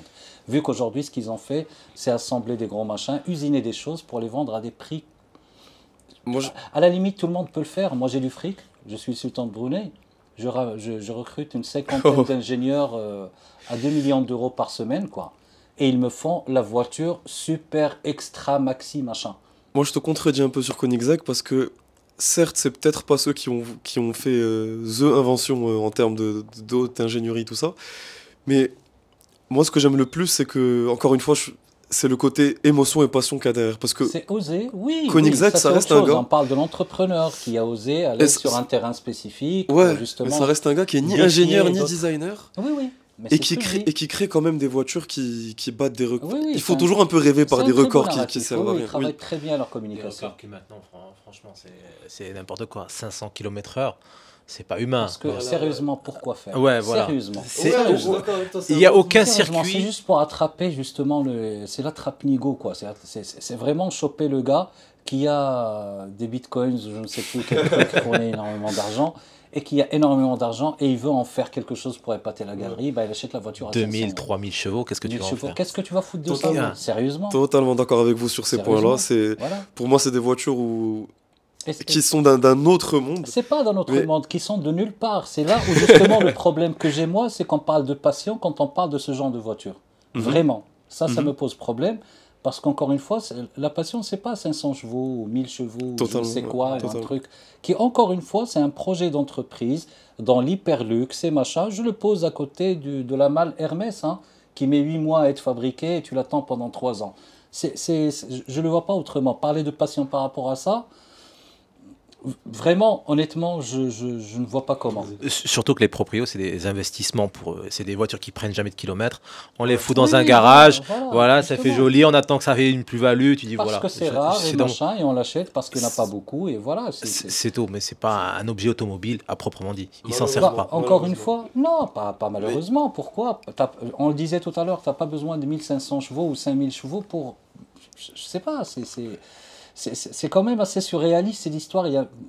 Je ne vois pas qu'est-ce qu'on peut aller chercher dans... Jeff Bezos peut le faire peut-être s'il veut Ouais, aller je vois ce que chercher tu veux des dire, je vois vitesses totalement ce que tu veux extraordinaires dire. pour ça. Il est parti dans l'espace. Il faut être vraiment désespéré pour aller chercher de l'adrénaline là-dedans, quoi. C'est que tu es blasé de chez blasé, De quoi. ouf. C'est qu'il n'y a plus rien, quoi, à faire avec un volant. Je sais pas, il y a de quoi s'amuser aujourd'hui. Il y a un paquet de voitures, quoi. De ouf. En Mais occasion, en moi, neuf, je- ce que tu veux, quoi. Moi, je dis pas que c'est l'incarnation de la passion ou l'incarnation de la performance ou vers où la performance devrait aller. Je trouve ça juste intéressant de voir qu'on est capable de faire des voitures de ce niveau de performance-là. De savoir que c'est possible, de savoir que ça existe. Moi, perso, ce qui m'a le plus impressionné, c'est de se dire qu'il y a une voiture qui fait 1360 kg pour 1360 chevaux qui a été faite. Ce genre de record, tu peux entendre au ring, ce genre de Voilà, ça vidéo où reste du t'es jus, à- ça reste de l'épate, ça reste Oui. voilà. Totalement, totalement. Moi, ça me laisse froid. Je Je reproche comprends- je pas aux comprends personnes totalement, qui je sont comprends fascinées pour totalement. ça, hein, pas de problème.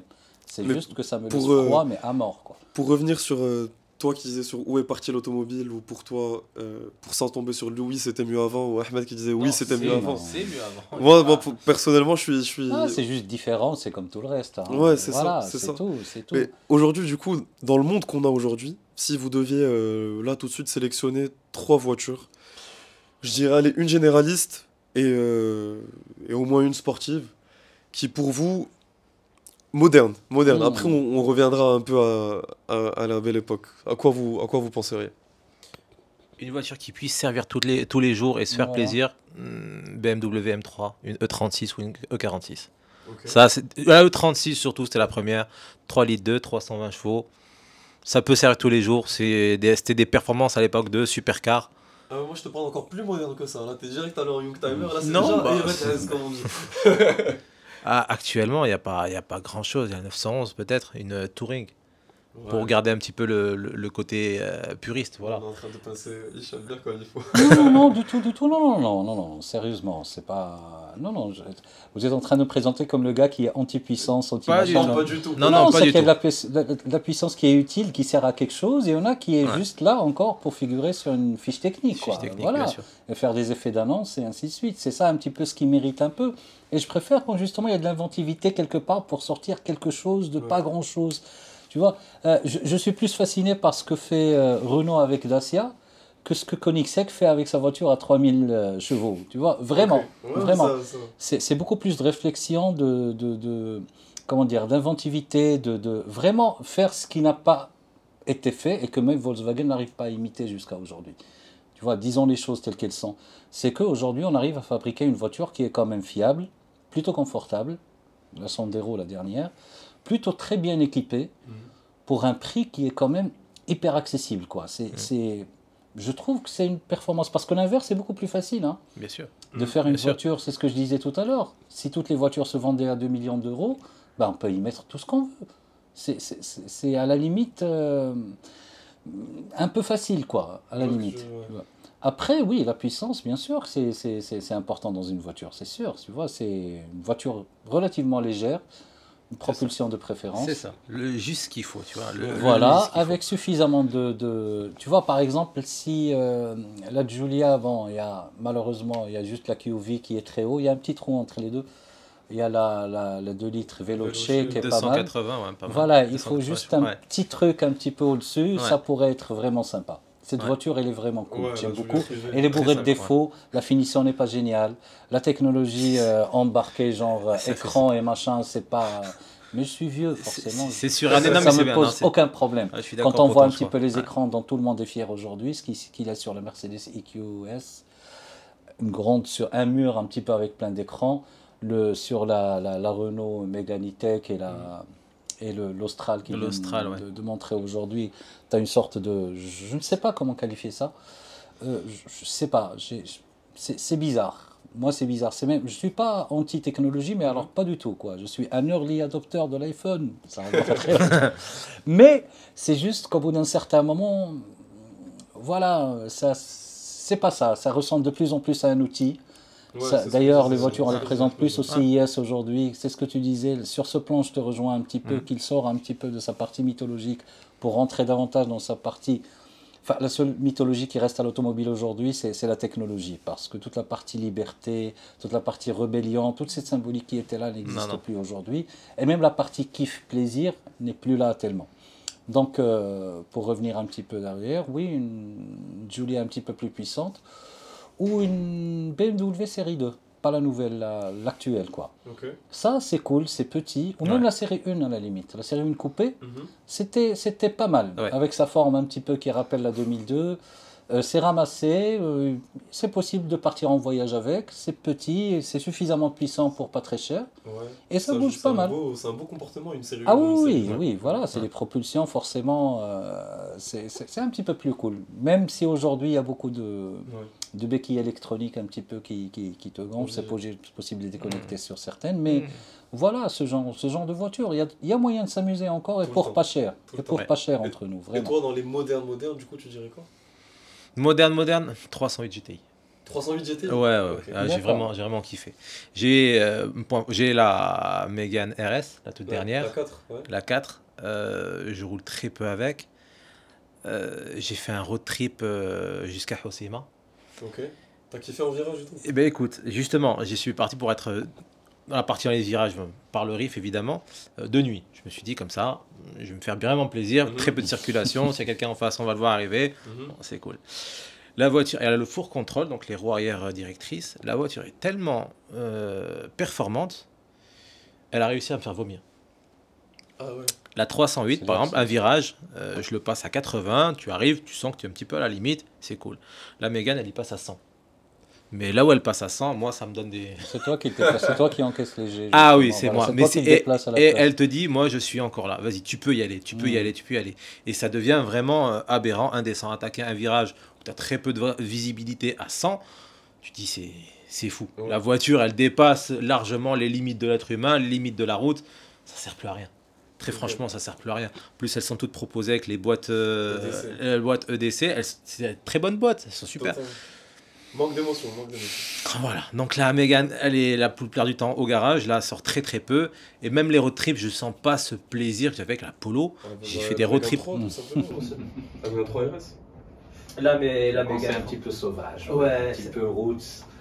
زعما شويه ديال الصداع شويه c'est ديال ça, c'est ça. الكونفور Voilà, c'est ça. alors justement la 911 là la dernière la 92 ياك parce qu'il faut apprendre les codes et tout et justement on avait fait un voyage de presse, on avait essayé sur autoroute, sur route et machin. Écoute, cette voiture, vous me connaissez, je ne suis pas fan de la 911. En fait, c'est pas que je suis pas fan de la 911, c'est que je trouve que le culte qu'on fait à cette voiture est un peu surfait. Tout simplement par rapport à d'autres. C'est pas qu'elle ne le mérite pas, c'est qu'il y a plein d'autres voitures qui le méritent et qui sont beaucoup moins considérées. Mais cette dernière génération, alors ce qui est à la fois bluffant et irritant, c'est que tu peux tout faire avec cette voiture. C'était une Carrera S, Ouais. c'est que tu peux tout faire. Tout faire. 992, C'est d'une polyvalence surréaliste et finalement, tu te dis, tu sais, c'est comme si tu as un copain qui est toujours partant en fait. Tu vois, tu dis, ouais, ce soir, qu'est-ce qu'on fait? Un petit posage à la maison? Oh, ok. On regarde un film? Ok. On bouffe une pizza? Ok. Des pâtes? Ok. Ben, on sort en boîte? Ok. Ben, c'est un peu ça. Voilà. C'est le gars qui n'a jamais aucun avis. Ouais, j'ai trouvé cette manière de résumer la 911 trop. Ouais, non, c'est mais beau. voilà, C'est beau. c'est que tu veux à la sauvage, ça part. Tu veux en ville, vraiment en ville. C'est la première 911 en ville où justement j'ai dit, ah ben tiens, ouais, c'est faisable, tranquille. Vraiment. Ouais. Et c'est... Donc voilà, sur le plan, encore une fois, rationnel à 100%, avoir une voiture qui en fait, c'est 3 ou 4 voitures, c'est cool. Après, si on est dans la logique de puriste où tu veux un petit peu de la sueur et des larmes, tu vois, des trucs comme ça et machin, forcément, c'est un petit peu énervant. Ouais. C'est un petit peu énervant. Mais c'est une voiture extraordinaire, vraiment. Ouais. C'est qu'aujourd'hui, un tel niveau d'homogénéité, c'est extrêmement rare. Déjà sur le 718 qui s'appelait avant Cayman, Le Cayman. quand il avait 6 cylindres, déjà ils étaient très proches de ce niveau-là. Vraiment, c'est une voiture avec laquelle qui est suffisamment puissante, qui est suffisamment rapide, qui est suffisamment confortable. C'est-à-dire tout est ok, il n'y a pas d'extrême nulle part. Mais la 911, justement, c'est que ça peut pousser très très fort. Et quand tu ne veux pas, ben, tu peux aller de manière très, très cool. Ouais. En plus, on parlait de puissance tout à l'heure. Ben, Porsche, c'est le bon exemple pour la puissance. Ça fait 10 Voilà. ans que les GT3 Bah, voilà. font 500 chevaux. Ben quoi. voilà. Et qu'il n'y a Bah, pas besoin de. Bah, voilà. Entre guillemets, et qu'il n'y a pas besoin de plus. Et c'est Et toujours pourtant, plein. ce qu'on fait avec, c'est toujours plus intéressant. Chaque fois, la barre, elle remonte Exactement, un petit peu. exactement. Voilà. Sur des choses qui peuvent pas forcément parler à tout le monde, parce que si t'es juste là et tu vois les chiffres de puissance ou quelque chose comme ça, tu Non, vas te non, dire, mais ça, il n'y a rien qui change en fait. C'est vraiment, Honnêtement. c'est une voiture de Honnêtement. pilote quoi. C'est là que tu ressens que le train avant était, ou les C'est suspensions. ce que je ou quoi disais que ce tout soit. à l'heure, justement, les pilotes n'achètent pas de Koenigsegg. Je suis désolé. Ouais, c'est vrai, c'est vrai. C'est dans ce sens-là où je voulais dire que... C'est pour ça que j'ai dit, moi, j'ai rien contre les Koenigsegg Ouais. qui fabriquent des voitures que des gens achètent. Becher, ça fait de mal à personne. C'est juste que ne pas parler de passion quand on est en train de ligner des chiffres sur un tableau, quoi. C'est tout. Ne pas dire, je suis passionné d'automobile, j'adore l'Urus. Ah, j'ai du mal, quoi. Ouais, non, je peux. Non, je reviendrai à l'Urus souvent, hein. Honnêtement, Parce que non, pour mais moi, c'est honnêtement, je l'incarnation te du rejoins. mal. C'est l'incarnation. Ah, c'est Non, mais je te l'incarnation du rejoins, mal je pour te moi. rejoins C'est sur- la décadence Ouais. totale pour moi. Ouais. Vraiment, c'est l'Urus. C'est ça. Ah On verra ce que Ferrari fera avec le Polo Oh. Sangué. Ah ouais. Au Mais moins, ils je vont pense proposer pas le qu'ils feront V12 un truc Atmo. comme ça. Au Hein moins, ils proposent le V12 Atmo pour quelques petites années, je pense, sur le Parce Polo qu'ils ne sanguin. veulent pas mettre de l'argent pour développer un autre moteur, quoi. Ouais, non, il y aura V12 et V8 biturbo. Ou le V6. Ah, ou tu le parles de V6. Ferrari. Oui, oui, Je croyais que Ferrari. tu parlais de Ouais. Lamborghini qui sont en train de... Enfin, Audi ou Lamborghini, c'est comme tu préfères. Non, quand même. Non, arrêtez, il ne faut pas exagérer, il ne faut pas être caricatural. Non, c'est très bien. Les Lamborghini sont très bien. L'Urus roule très vite. Il n'y a aucun SUV qui peut le suivre et tout. Pas de problème. Mais En quel passager. Mushkil. En passager. Honnêtement, je me demandais comment ça allait être. J'avais vraiment hâte de voir si... c'était surtout les courbes qui m'intéressaient. On était dans le circuit de la Palmeraie. et le proprio est allé assez à fond. Vous verrez de toute façon dans l'essai, oui, c'est impressionnant de se Oui. dire que tu as une voiture de 2 tonnes 3 qui est aussi surélevée, Mm. qui fait quand même Non. 650 chevaux, 850 Nm de couple. Tu peux faire ça avec cette voiture D'accord, et en j'adore même temps, l'argumentaire. J'adore Non, mais- l'argumentaire. et en même temps Parce tu que- peux avoir attends, tes je vais gosses venir. derrière qui regardent la télé, en ça même va. temps tu peux aller... Tes gosses qui veulent regarder la télé, ils sont dans une autre voiture, ok? Non mais juste te Ok. dis... Non, attends, je reste juste sur ce petit argument. C'est étonnant, waouh, c'est extraordinaire parce qu'une voiture haute qui vire comme ça, c'est. Mais pourquoi tu veux virer avec une voiture haute? C'est ce ça que la c'est vois. c'est ma conclusion. Bon, c'est le bon, Tu je vois, pense que c'est- l'essai c'est- sera c'est sorti super avant ça. génial, mais à quoi bon? Mais C'est pas- le- c'est même pas pour pour la geste, quoi. Tu vois, c'est pas pour dire Totalement. qu'on peut le faire. C'est même pas Totalement. ça. Mais justement, moi, j'ai conclu l'essai en me disant que, ok, c'est cool, c'est faisable, mais jamais je me dirais, moi, un dimanche matin, que pour aller me faire plaisir, je prendrais un Urus, même si j'avais cette voiture dans mon garage. Jamais, je comprends la dénomination super SUV parce qu'il y a de l'ingénierie de ouf, de la performance de ouf, mais se dire que ça peut être une voiture plaisir, non. Super plaisir, non. C'était ça c'est ma conclusion que j'en ai fait de la voiture. Et j'allais vous en parler justement, moi, je vous rejoins sur le fait que les voitures, on n'a pas besoin de beaucoup de puissance, légèreté, tout ça, totalement, parce qu'il suffit d'en faire l'expérience une seule fois. Voilà, Pour comprendre- Tu piges un petit peu où est-ce que Ouais. ça se passe, quoi. C'est Ouais, tout. totalement. Mais du coup, ça vous parle pas des fois de se dire, c'est vrai qu'on peut avoir allez, je vais aller dans les supercars, on va même pas aller dans ces espèces de voitures de sport Ok. ou daily qui sont Mm. bombardées.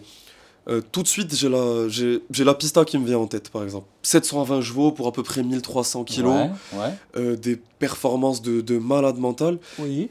Quel est votre regard sur ce genre de voiture aujourd'hui, sur ce genre de performance Bah, aujourd'hui? Comme son nom l'indique, il s'appelle comment? Pista Merci beaucoup. Ça s'utilise où? sur la piste. Ben voilà. Et pas. Moi, j'ai fait l'expérience sur le petit circuit de Marrakech. Au bout de 3 tours, il y avait le différentiel, il commençait déjà à te Pista? Ah oui, en pista. Ah ouais. oui, hein, on avait avec ProDriver. Et ça tenait pas 3 tours de circuit. Hein. Ah ouais. Ah oui, ça tenait pas 3 tours de circuit. C'était la boîte qui chauffait, le différentiel qui commençait à gueuler. Le moteur, il fallait attendre une demi-heure que ça chauffe. Oh, c'était. Pour le plaisir que ça a apporté, très franchement, voilà, c'est pas. Non, moi, c'est des voitures qui sont faites pour un usage très particulier. Enfin, c'est Très, pas que très ça me parle particulier. pas moi. Peut-être justement un jour, si un propriétaire nous écoute et qu'il veut bien m'offrir un petit tour avec cette voiture, ce serait avec un immense plaisir, bien évidemment. Les accélérations, c'est toujours cool. Les virages un petit peu pris à des machins, les départs en dérive et tout. Oui, c'est le plaisir de la conduite un petit peu. Mais ce que je disais tout à l'heure, on est en train de séparer un petit peu, tu vois, c'est comme le gap entre deux extrêmes, quoi. On est en train de séparer d'un côté, on se dirige vers la voiture utilitaire pour tout le monde, et de l'autre côté, la voiture super plaisir pour les plus riches. Tu vois, il faut avoir l'argent pour. Et au milieu, il y a de moins en moins de trucs. C'est-à-dire aujourd'hui, je parlais de coupé tout à l'heure. Moi, le RCZ, c'était magnifique, par exemple. Par exemple, tu vois, peut-être que ça ressemblait pas à grand-chose, c'est bulbeux et machin, mais c'est osé. Tu vois, c'est un truc, c'est pas une berline, voilà, c'est un coupé, c'est une sorte de la TT française en quelque sorte. Et ça bougeait mieux que la TT, surtout Mais la c'est première moche, quand génération. Mais c'est moche, quand même. Non, C'est oui, moche, c'est bon, ses tractions. Bon, non, de profil, ça passait. De C'est la profil, face ça va, avant qui ouais. était problématique. Mais bon, Ouais. c'est pas ça la question, il n'y a pas que la gueule. Aujourd'hui, personne ne veut plus faire quelque chose comme ça. Tu peux pas t'acheter un coupé aujourd'hui à moins de 500 000 balles, quoi. Ouais. C'est quand même bizarre, quoi. Pourquoi? Alors que c'était possible il y a quelques temps. C'est aujourd'hui, on va dire, bon voilà, si tu n'as pas les moyens, bah, tu vas te contenter de la voiture pour te déplacer. Le seul C'est un peu- le seul coupé sportif aujourd'hui, en tout cas français, c'est l'Alpine, je pense. Moderne, oui, bah, si je me trompe c'est pas. quoi le prix? Oui, c'est 500 000 plus. Ouais, Voilà, ouais, c'est ça, plus, à partir de 56 000 euros. Voilà, à c'est partir, ça. ouais. C'est, Et avec les options, tu es sur du 68, 70. Oui, voilà, c'est du haut de gamme. C'est pas parce que français. Depuis tout à l'heure, vous parlez français, c'est à chaque fois accessible. Non, pas forcément. Non. C'est pas parce qu'on parle. Non, pas forcément. C'est cette catégorie. Il parle de machin. plus de Les GT86, Français des ont fait Toyota trucs- les à constructeurs 300 français ont 000. fait quand même des trucs Ouais. assez magnifiques. Je suis désolé. La Twingo, l'Espace, la 406 coupée, Ouais, ça va quoi. Il y a de quoi, non, il y bien a de sûr, quoi bien remplir sûr. leur histoire quoi. Non, non, Donc, bien sûr. Voilà, et même sur les sportives, les petites RS chez Renault, il y a une Elles sont belle absolument chose. magnifiques, La bien Clio, sûr. nous Hein. avons 2 clients ici d'ailleurs. Donc voilà. Non, ce que je veux dire, c'est que justement le plaisir accessible, le plaisir simple plutôt, voilà, ça se raréfie un petit peu. Est-ce que l'électrique ramènera ça? Je ne pense pas, parce que Non. l'électrique pose Jamais. problème, c'est que ça coûte cher dès le départ. Ouais. C'est lourd. C'est dès le possible d'avoir du plaisir avec. Alors justement, si ça peut servir de transition vers la vision du futur, c'est que j'ai eu la chance de rouler un petit peu avec le Taycan pendant quelque chose comme 500 km et des poussières. Ah ouais, ok. Oui, ça bouge, c'est une vraie Porsche, c'est ce que vous voulez, effectivement. C'est différent. Il y a suffisamment de peps et tout. Mais encore une fois, voilà, c'est que j'ai aussi roulé avec la E208. Ah ben, c'est un petit peu moins cool, quoi. Tu vois, c'est là on revient aux chiffres. Ben, un moteur électrique est un moteur électrique. On va s'amuser avec le logiciel ce qu'on peut, mettre la puissance qu'on peut par rapport à la batterie qu'on a, qu'on peut transporter et qu'on peut payer aussi. Et voilà, ça devient beaucoup plus simple. Avant, tu pouvais choper, tiens, une 106 Rallye. Ouais, c'est Oh. ça. Hein. Voilà. Ah, ça m'excite. ce genre Tu de vois, voiture, Ah, ça. toi aussi, voilà, sans- c'est beaucoup de bruit, tu n'as sans- même pas d'insonorisant dedans, il se fait voilà, et tu roules à 80 km/h Ouais. et tu sors tout en sueur, tu kiffes, t'as le Ah cœur oui. qui bat parce que tu as failli emboutir 60 fois le truc, Ouais. sans que ce soit dangereux, c'est juste une impression que tu as. Et voilà, tu avais du kiff avec une voiture qui ressemblait à rien, qui coûtait rien, quoi. Et aujourd'hui, c'est impossible. Aujourd'hui, c'est impossible. C'est même pas une question de normes, de machin, de trucs, c'est une question de rentabilité, tout simplement. Aujourd'hui, si tu veux faire une voiture plaisir, ben, il faut la vendre au maximum de personnes. Ben, le maximum de personnes ne l'achètent pas finalement, donc on l'oublie. Si on est en train de raser justement, les cabriolets sont en train de disparaître, les coupés sont...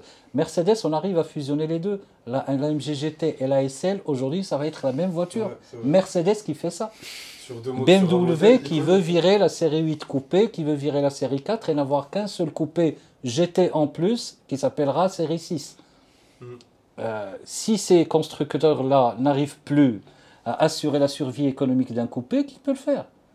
Voilà, donc c'est ça un petit peu aujourd'hui le virage qu'on est en train de prendre, que ce soit avec l'électrique ou autre chose. Hein. L'électrique n'est juste Ouais. qu'un On le élément fait à de- plusieurs, comme BMW avec Toyota, comme On Toyota le le fait fait à avec plusieurs, Subaru. ouais, d'ailleurs, il y aura Voilà, pas c'est de ça. deuxième génération. quoi. Fiat C'est- et Mazda, on en Fiat parlait tout et à l'heure. Mazda, justement, voilà, qui devait être une Alpha au début. C'est ça, ouais. D'ailleurs, ça devait Ouais. être le Spider. Hmm, Et c'est M. Marchionnet qui s'est imposé et dit jamais une Alpha ne sortira d'une autre usine qu'une usine italienne. c'est ça. La voiture est voilà. expédiée au Japon avec un Voilà, moteur c'est-à-dire machin, italien. donc, Ouais, c'était. et, C'était compliqué, leur Voilà, truc. il y a encore des voitures comme ça. Les Japonais, j'y crois un petit peu. Moi aussi, Ouais, avec la ouais. Z400. Voilà, ils font des trucs un petit peu bizarres. Ouais, quoi. GT86 qui a Ouais, été renouvelé. GT86 hein. qui a été renouvelé, exactement. C'est ça, Surtout c'est- aujourd'hui, personne ne ferait ce pari-là. C'est ça, c'est un truc à 300 000 dirhams en plus, c'est pas la très cher. Supra telle qu'elle est, Ah, Supra, un peu moins. la Z justement chez Nissan, Ah, voilà j'ai une voiture qui est tellement hâte de mésestimée. voir ça, ouais. Voilà une voiture qui est mésestimée. Je parlais Ouais. de la 911 dont on fait la légende. Voilà la Fairlady DZ et bon, toutes les générations. de 350 et Director, 370, hein. 370. Bah, toi, C'est- tu sais voilà bien. une voiture Il y en a pas qui mal est qui pas- tournent au Maroc. Oui, oui, Ah. ouais. Et encore une fois, à ceux que ça intéresse, il y a beaucoup de kiff et ça coûte pas cher, quoi.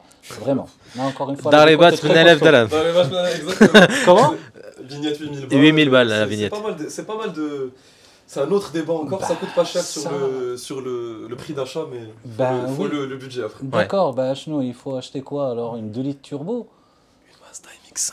Oui, mais ça va, là tu prêches le chien convaincu, tu prêches le patron de la paroisse, quoi. Ouais. Non, non, non, mais ça, moi je te dis, c'est juste par rapport aux voitures, parce que rappelle-moi la vignette pour une Porsche 911, c'est combien? 8000 dirhams aussi. Mais Merci bon, ça beaucoup. c'est. Voilà, non, on c'est que parle le prix de- d'achat n'est pas le même. Nahet, pour dire, Oui, quand oui, même, oui. je dis qu'il y a possibilité de prendre du vrai kiff avec une Z qui coûte pas cher sur le marché de l'occasion. Et non, ouais. Vraiment pas cher. Totalement. 80 000, entre 80 000 et Bah 100 000, oui, tu as bah des oui, belles- si elle est bien entretenue un C'est petit ça. peu plus, un kilométrage un peu... Mais voilà, ça n'existe pas aujourd'hui et tu n'as pas le choix surtout. Il n'y a Ouais. plus rien sur le marché aujourd'hui. Un V6 Voilà. Atmo propulsion comme ça, une Bah boîte oui, méca, bah un oui, beau c'est-à-dire différentiel. à l'ancienne quoi. Je Ouais. sais pas moi, tu as une Clio RS, c'est quelle génération là? La 3. La 3. D'accord, donc c'est déjà autre chose que la 4, on est bien d'accord. Ouais, ouais, ouais. Bah Ouais, voilà. j'imagine. Ben voilà. Et Donc c'est autre chose que la 2 Et déjà. surtout la Ouais, 2. autre chose Oui, que la oui. 2. Bah, surtout la 2. Elle pour te dire qu'un petit peu, voilà, c'est pas l'esprit puriste ni quoi que ce soit, mais c'est juste qu'il y a des sensations un petit peu difficiles à trouver pour autant. Ouais, Voilà, ouais, c'est je vois totalement ce que tu veux dire. C'est, Petite question comme ça, parce que on a parlé de petites voitures comme ça, moi c'est celle en ce moment qui m'excite le plus. Alors, petite voiture, petite cylindrée, ça peut être une petite Youngtimer française, ça peut être Mhm. un cabriolet japonais, ça peut être ce que vous voulez, mais ce genre de petite voiture, ça va être une Lotus, ça va être une Caterham, ce genre de petits trucs, petit gabarit, Non, petit mais- moteur, gros plaisir. Ouais, ouais, Non, ouais. t'as parlé de la MX5, bon voilà, c'est Ouais. devenu le choix facile aujourd'hui, tu vois. Ouais, toi, voilà, il y a quoi qui te vient Mais en tête? or, voilà, le jeu c'est hors MX5. Allez, voilà. hors MX5. Voilà. Voilà. Petite bombinette, mais vraiment petit. Petite bombinette. Moi j'aimerais bien voir à quoi ressemble on l'a pas ici, la Yaris. GR. Ouais. Voilà, j'aimerais bien. Voilà. Oui, oui, non, mais j'aimerais bien, quoi. Juste pouvoir la conduire un jour, voilà, parce que c'est des sensations un petit peu oubliées. Ouais, c'est ça. Ouais. C'est les derniers vraiment gros, le dernier bastion de ce qui reste Voilà. de l'automobile plaisir. C'est les derniers. Ah. Ouais. J'ai pas vu un truc négatif encore dessus. Mais une 205 rallye par exemple, avec, bien calibrée à Oui. 700. C'est les blanches. Les blanches, Les exact. voilà. Hein. Avec des Avec moteurs les en jantes en plus. tôle. Ouais, les jantes en tôle de partenaires, exact. Les mêmes que les partenaires, ça fait 750 kilos. C'est Ouais, introuvable ouais, ça- maintenant en voiture. 750 Ou kilos. même hein. une La AX. rallye, c'était- Ou Une AX, c'est pire Saxo, encore. à la limite, Ah. une Saxo, là. Ouais, Voilà, Saxo la Vector, VTS, ouais. voilà. Mais ça, c'est vieux. Non, Oui, trouvons quelque ah. chose de nouveau, les mecs. Non, mais moi, je Nouveau, parlais y a de pas- ça, y a mais- pas la légèreté. Des trucs vieux, Parler là, de ça comme aussi, ça. ouais. Bah, il y a un Ouais. paquet, il y a un Ouais. paquet de trucs. Non, il y a un paquet, la 106 XSI. Ouais. Un Ce litre genre de 4, c'est petits ça. trucs, Ouais, voilà. c'est- Il y a un petit moteur, machin, tu peux le bricoler toi-même. D'ailleurs, Ouais, il y avait ouais. 2 grammes d'électronique dedans. c'est ça. Hein. Voilà, c'est. Non, il y a un paquet de trucs. Oui, comme t'as ça, les tu Honda vois, tu Civic peux aussi qui t'amuser. sont vraiment pas mal Il y avec a le. une CRX qui a C'est ça. dormi pendant 12 ans dans un garage parce que sinon son moteur serait complètement fucké. Si tu arrives à trouver une CRX, la vraie CRX, hein, pas la Del Sol, là. Ouais, c'est- La t'as vraie pas la Del Sol CRX. Ah non, pas la Del Sol, c'est joli la Del Sol, mais ça roule pas, quoi. Oui, c'est vrai. ça C'est monte trop pas. lourd à cause du toit qui monte et qui descend Oui, comme un oui, voilà, ascenseur. non, c'est spectaculaire. Ouais, tu voilà, vois, c'est ça. Honda, Dans les années 90. les Japonais, c'est des fous. Ouais. C'est bien, on adore ça, Machi Mouchkil. Lesquels pour le kiff, vraiment. Ouais. La Voilà. Del Sol avec un Une moteur S2000 1.6. aussi, si tu arrives à en trouver. Ouais. Ça, c'est- par c'est contre. déjà trop tard. Ah, Ouais, ça, déjà mon trop gars, tard. purée, waouh. Ça, tiens, voilà. Tu vois, ça, on parlait de la MX5 qui est la petite gentille et tout. Ouais. La S2000, c'est une voiture qu'il n'aurait pas fallu commercialiser, quoi, en fait. Ouais, Tu ouais, vois, c'est si ça. tu étais. L'anomalie heureuse. Ah oui, oui, Ouais. vraiment, parce qu'en ville, c'est un calvaire. Dans- En ouais, ville, c'est un c'est calvaire. vrai, c'est vrai. Par rapport à la S2000, excuse-moi, je te coupe, il y a Mehdi, Hmm. qu'on a rencontré à Dakhla, qui nous disait dans le podcast d'avant, la S2000, en fait, c'est comme le grand frère de la MX5 Oui, qui est allé voilà. en prison et qui a fait que se Exactement, muscler, tu vois, exactement. et qui est sorti pour Et bombarder badass tout le de monde. chez Je badass, reprends sa voilà, blague, mais c'est- ça ouais. décrit vraiment bien Non, le non, mais c'est personnage. vraiment ça, c'est vraiment ça. Tu vois, c'est polyvalence zéro. Ouais. C'est-à-dire en ville pour passer les vitesses. Tu vois, c'est très agréable quand tu es en train de rouler, mais pour tu es dans un embouteillage à chaque fois. Première. Paf. C'est Première. très viril, c'est costaud, c'est-à-dire tu as après un bras qui est un peu Ouais. plus développé que l'autre. Je te recoupe, mais on parle de S2000. Par exemple, moi, la boîte de la S2000, elle m'a fait game changing. Ça m'a fait Bah beaucoup oui. de mal pour les autres voitures Bah que j'ai oui. pu essayer. Parce Bah que oui. je pense que depuis la S2000, j'ai jamais conduit une voiture manuelle où j'ai pu prendre la boîte, mais vraiment donner des coups, L'engager, tu vois, pour vraiment. l'engager, Mais c'est voilà. surtout en conduite sportive, c'est Oui, impressionnant. oui, il faut y aller. C'est que Ouais. tu as, Ouais. la main droite qui bosse Ouais. vraiment. Ouais. Mais après, Il faut tu vois, dans c'est cette pas que tu es en train de te fragilité, battre en fait. avec. C'est pas en train de te battre avec, mais il faut la placer à chaque fois. Voilà, c'est ça. C'est Ah. c'est rentrer les vitesses. Ouais.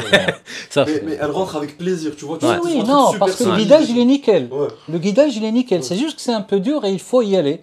Encore une fois, parce Ouais. qu'il faut bien verrouiller les vitesses, parce que le moteur tourne très vite. À partir d'un certain moment, c'est ça la S2000. C'est ça, bah oui. Parce que tu gagnes pas 8000, 10 000 8000, 9000, bien Ouais. sûr. Hein. T'as pas Tu intérêt à chantes. te rater au Ouais. niveau de l'engagement des c'est engrenages, tu exploses tout, quoi. Donc, mais voilà, c'est une voiture anomalie, c'est une voiture C'est bizarre. ça, hein. Aujourd'hui, impossible de voir Non, non, quelqu'un ouais. produire un machin comme ça. C'est ça. Hein. Voilà. J'avais l'occasion de conduire la Viper, qui est dans le même esprit. Ah, ça. Cobra, Oh, oui. Viper, S2000, Oh, voilà. oui, oui, Là oui. aussi, c'est autre chose. Mais c'est Non, impensable d'avoir c'est- commercialisé ça Ah non, aux États-Unis. 8 litres 2. Un- C'est un- le premier, apparemment, c'est un Vélis de camion, ce truc. Ah oui, oui, c'est un moteur de C'est un camion, truc, c'est ça. Hein, c'est un moteur de camion. La boîte, je t'explique, je suis vraiment anti-confort. Moi, je suis vraiment à la dure. Mais l'embrayage, faut voir ce que c'est. Faut Faut se avoir mettre des debout mollets de dessus, ouais. cyclistes Ouais, pour t'as embrayer. déjà vu ça Oui. Ah, ouais. Ah, mais c'est horrible. Mais c'est Ah, la première horrible. génération, elle était horrible. Ah La oui. première Ah. génération, tu as l'impression qu'ils l'ont fait très vite. Le travail de développement, C'est ça, oui, oui, absolument. rien n'est vraiment finalisé. C'est Vraiment. ça, ouais. Il y avait des trucs à fine-tuner partout. Ouais. Que ce soit les suspensions, l'amortissement, la direction, tout. Ouais. Carrément. Moi, perso, si j'avais. Je sais pas, toujours je me mets en tête comme si j'étais dans un jeu vidéo et que j'ai j'ai des coups de fusil à faire de temps en temps. La Viper ACR, c'est-à-dire la dernière Viper qui était sortie. Ils ont sorti la version ACR, c'est la version la plus ultime. Ouais, avec l'aéro qui est Ouais, ouais. Moi, j'ai vu une vidéo j'étais en train de crier chez moi tout seul, comme un dingue, où il y avait Salomon Dren, un YouTuber auto, qui au début qui a son apogée de YouTuber auto, faisait une espèce d'émission où, en gros, déjà, lui, il avait une collection de malades, où il a rassemble ramené... un petit peu toutes les... Ouais, il a ramené à l'époque de Holy Trinity, il a ramené la P1, la Ferrari, la 918, et il a ramené sa Viper ACR à côté, sur circuit aux États-Unis. La Viper ACR a fait le meilleur temps, avec un V10 Atmo, 8 litres de... Quel type de circuit? Je l'ai plus en tête. C'est une C'est boucle un truc du style Laguna Ah Seca, bah. quelque chose comme ça. Je pose la question. Non, mais moi aussi j'étais super Parce que le étonné. circuit américain... Non, mais j'étais super étonné, mais tu vois, avec toute l'aéro qu'elle a, la boîte méca, le V10, passer devant une 918, une LAF et une P1, je vous enverrai la vidéo après, c'est super impressionnant. Moi, je suis Mais curieux de voir ça. ouais, Voir à quoi moi je te dis, j'étais en ressemble, train de crier justement. à vive voix, tout ça. J'étais en mode, non, mais non, tu vois, vraiment comme ça. Mais c'est vrai que c'est ce genre de voiture qu'on regrette déjà beaucoup. Je suis pas sûr qu'il soit complètement impartial le mec qui Non, a fait cette non, vidéo c'est parce ce que je me dis ouais, aussi, c'est comme les pour ça que je veux Japonais. voir un petit peu à quoi Ouais, ressemble. c'est comme les Japonais, tu sais, motoring Ouais, hot version où il y a toujours les voitures japonaises qui arrivent devant les européennes. Non, Ouais, mais ils tu sont sais, sur circuit. c'est possible. Tout dépend si tu choisis le bon circuit, quoi. Tu vois. C'est ça, bah oui, faut Voilà, qui est derrière le volant. Si c'est le même pilote, cette vidéo. Voilà, yes. tout dépend qui. Oh, c'est très compliqué cette histoire. Et encore une fois, bon, voilà, tu vois, cette histoire de concours un petit peu qui c'est qui y arrive, on sait très bien que c'est des voitures qui se ressemblent absolument pas. Tu vois, je sais pas, là ici, on a eu l'occasion de conduire pas mal de voitures. On sait très bien qu'une Ferrari ne ressemble pas à une Porsche, qui ne ressemble pas à une Absolument. GGT, qui ne ressemble pas à une M. Chaque truc a un petit peu ses spécificités, sa personnalité, c'est tant mieux. bien sûr. Et c'est pour ça justement que je m'inquiète pour l'avenir lorsqu'on sera sur de l'électrique où se trouvera le caractère d'une voiture, sinon dans un logiciel. Et ce logiciel, qu'est-ce qu'il y aura dedans? Justement, qu'est-ce qu'il y aura dans ce logiciel pour rendre cette impression de caractère sur une sportive? Parce que jusqu'à présent, c'est des choix mécaniques faits par des ingénieurs ou par le marketing ou je ne sais quoi, ou juste imposés par rapport à ce qu'on a.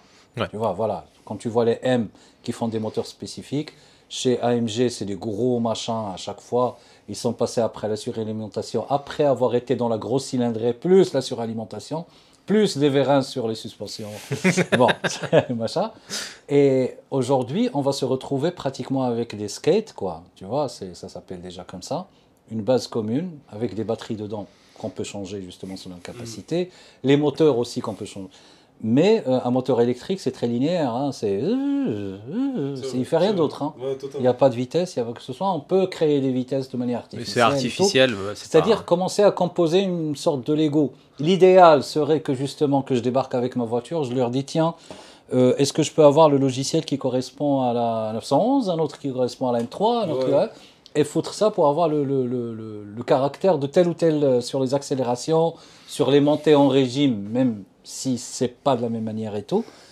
Mais je ne sais pas comment, un petit peu, tu vois, je ne vais pas sortir l'histoire de l'authenticité de la chose, du caractère, mais qu'est-ce qui va un petit peu sortir de ça, tu vois, par rapport à l'électrique. J'ai conduit deux extrêmes, justement la E208 et de l'autre côté le Taycan. Les sensations sont purement différentes, bien sûr, et je ne peux pas avoir une base de comparaison. J'ai aussi roulé avec la Zoé, pas mal de kilomètres aussi. Ça ressemble plus ou moins à la E208, question caractère. Voilà, c'est très proche. Donc, je ne peux pas me faire de jugement. On verra quand j'arriverai à en conduire une cinquantaine et voir si est-ce qu'une voiture électrique peut avoir du caractère. Non, Voilà. on sera dans la marche, on sera vraiment dans Je le. sais pas. Vraiment. Je pense Très qu'au niveau franchement. des départements marketing, surtout des constructeurs, sont en train de se gratter la tête par rapport à ça. C'est juste pour la phase, je pense que c'est juste la phase transitionnelle entre les gens qui descendent des voitures thermiques pour aller vers l'électrique. Les jeunes maintenant, ceux qui vont pas connaître le thermique, effectivement. et voilà, il va avoir la forme, il va avoir la voiture, Justement. les gadgets, comment Les il peut le équipements qu'il y a connecter dedans, avec, avec son téléphone et puis Non, basta c'est ce qu'on cosy. disait tout à l'heure. Ouais. C'est de moins en moins un outil de plaisir, davantage Ce sera un outil voilà, pratique. Quoi. pratique de la mobilité pure et simple. En plus, tu parlais des jeunes, on est beaucoup marqué par l'époque avec laquelle on grandit quand on est enfant en question automobile. Donc si tu grandis dans d'électrique, c'est sûr que tu trouveras Bien sûr, que bien tu sûr. kifferas ça. Non, mais- non, c'est évident. Mais Sauf c'est- pour toi, t'es une bizarrerie. Quoi. Voilà. L'automobile électrique, franchement, c'est top. Moi, je suis venu, je t'ai dit, en Twizy, la Non, voiture, c'est très bien, je mets en c'est marche, très il n'y a bien, aucun mais bruit, comme aucune tu vibration, je chauffe Pour pas, se déplacer, c'est pour se voilà, déplacer. pour se déplacer, Non, c'est- voilà, c'est top. C'est Mais même possible d'avoir de belles sensations avec, mais disons qu'elles sont limitées. Tu vois. ce sera plus des sensations Voilà. de confort. Moi, quand je rentre dans une voiture électrique Oui, maintenant, non, c'est je voilà, parle c'est des accélérations, des trucs comme ça. Si. Oui, de la vitesse et machin, si, ça existe. Non, question couple qui débarque immédiatement, ça c'est pas mal. Tu vois, pour les relances et tout, c'est très bien.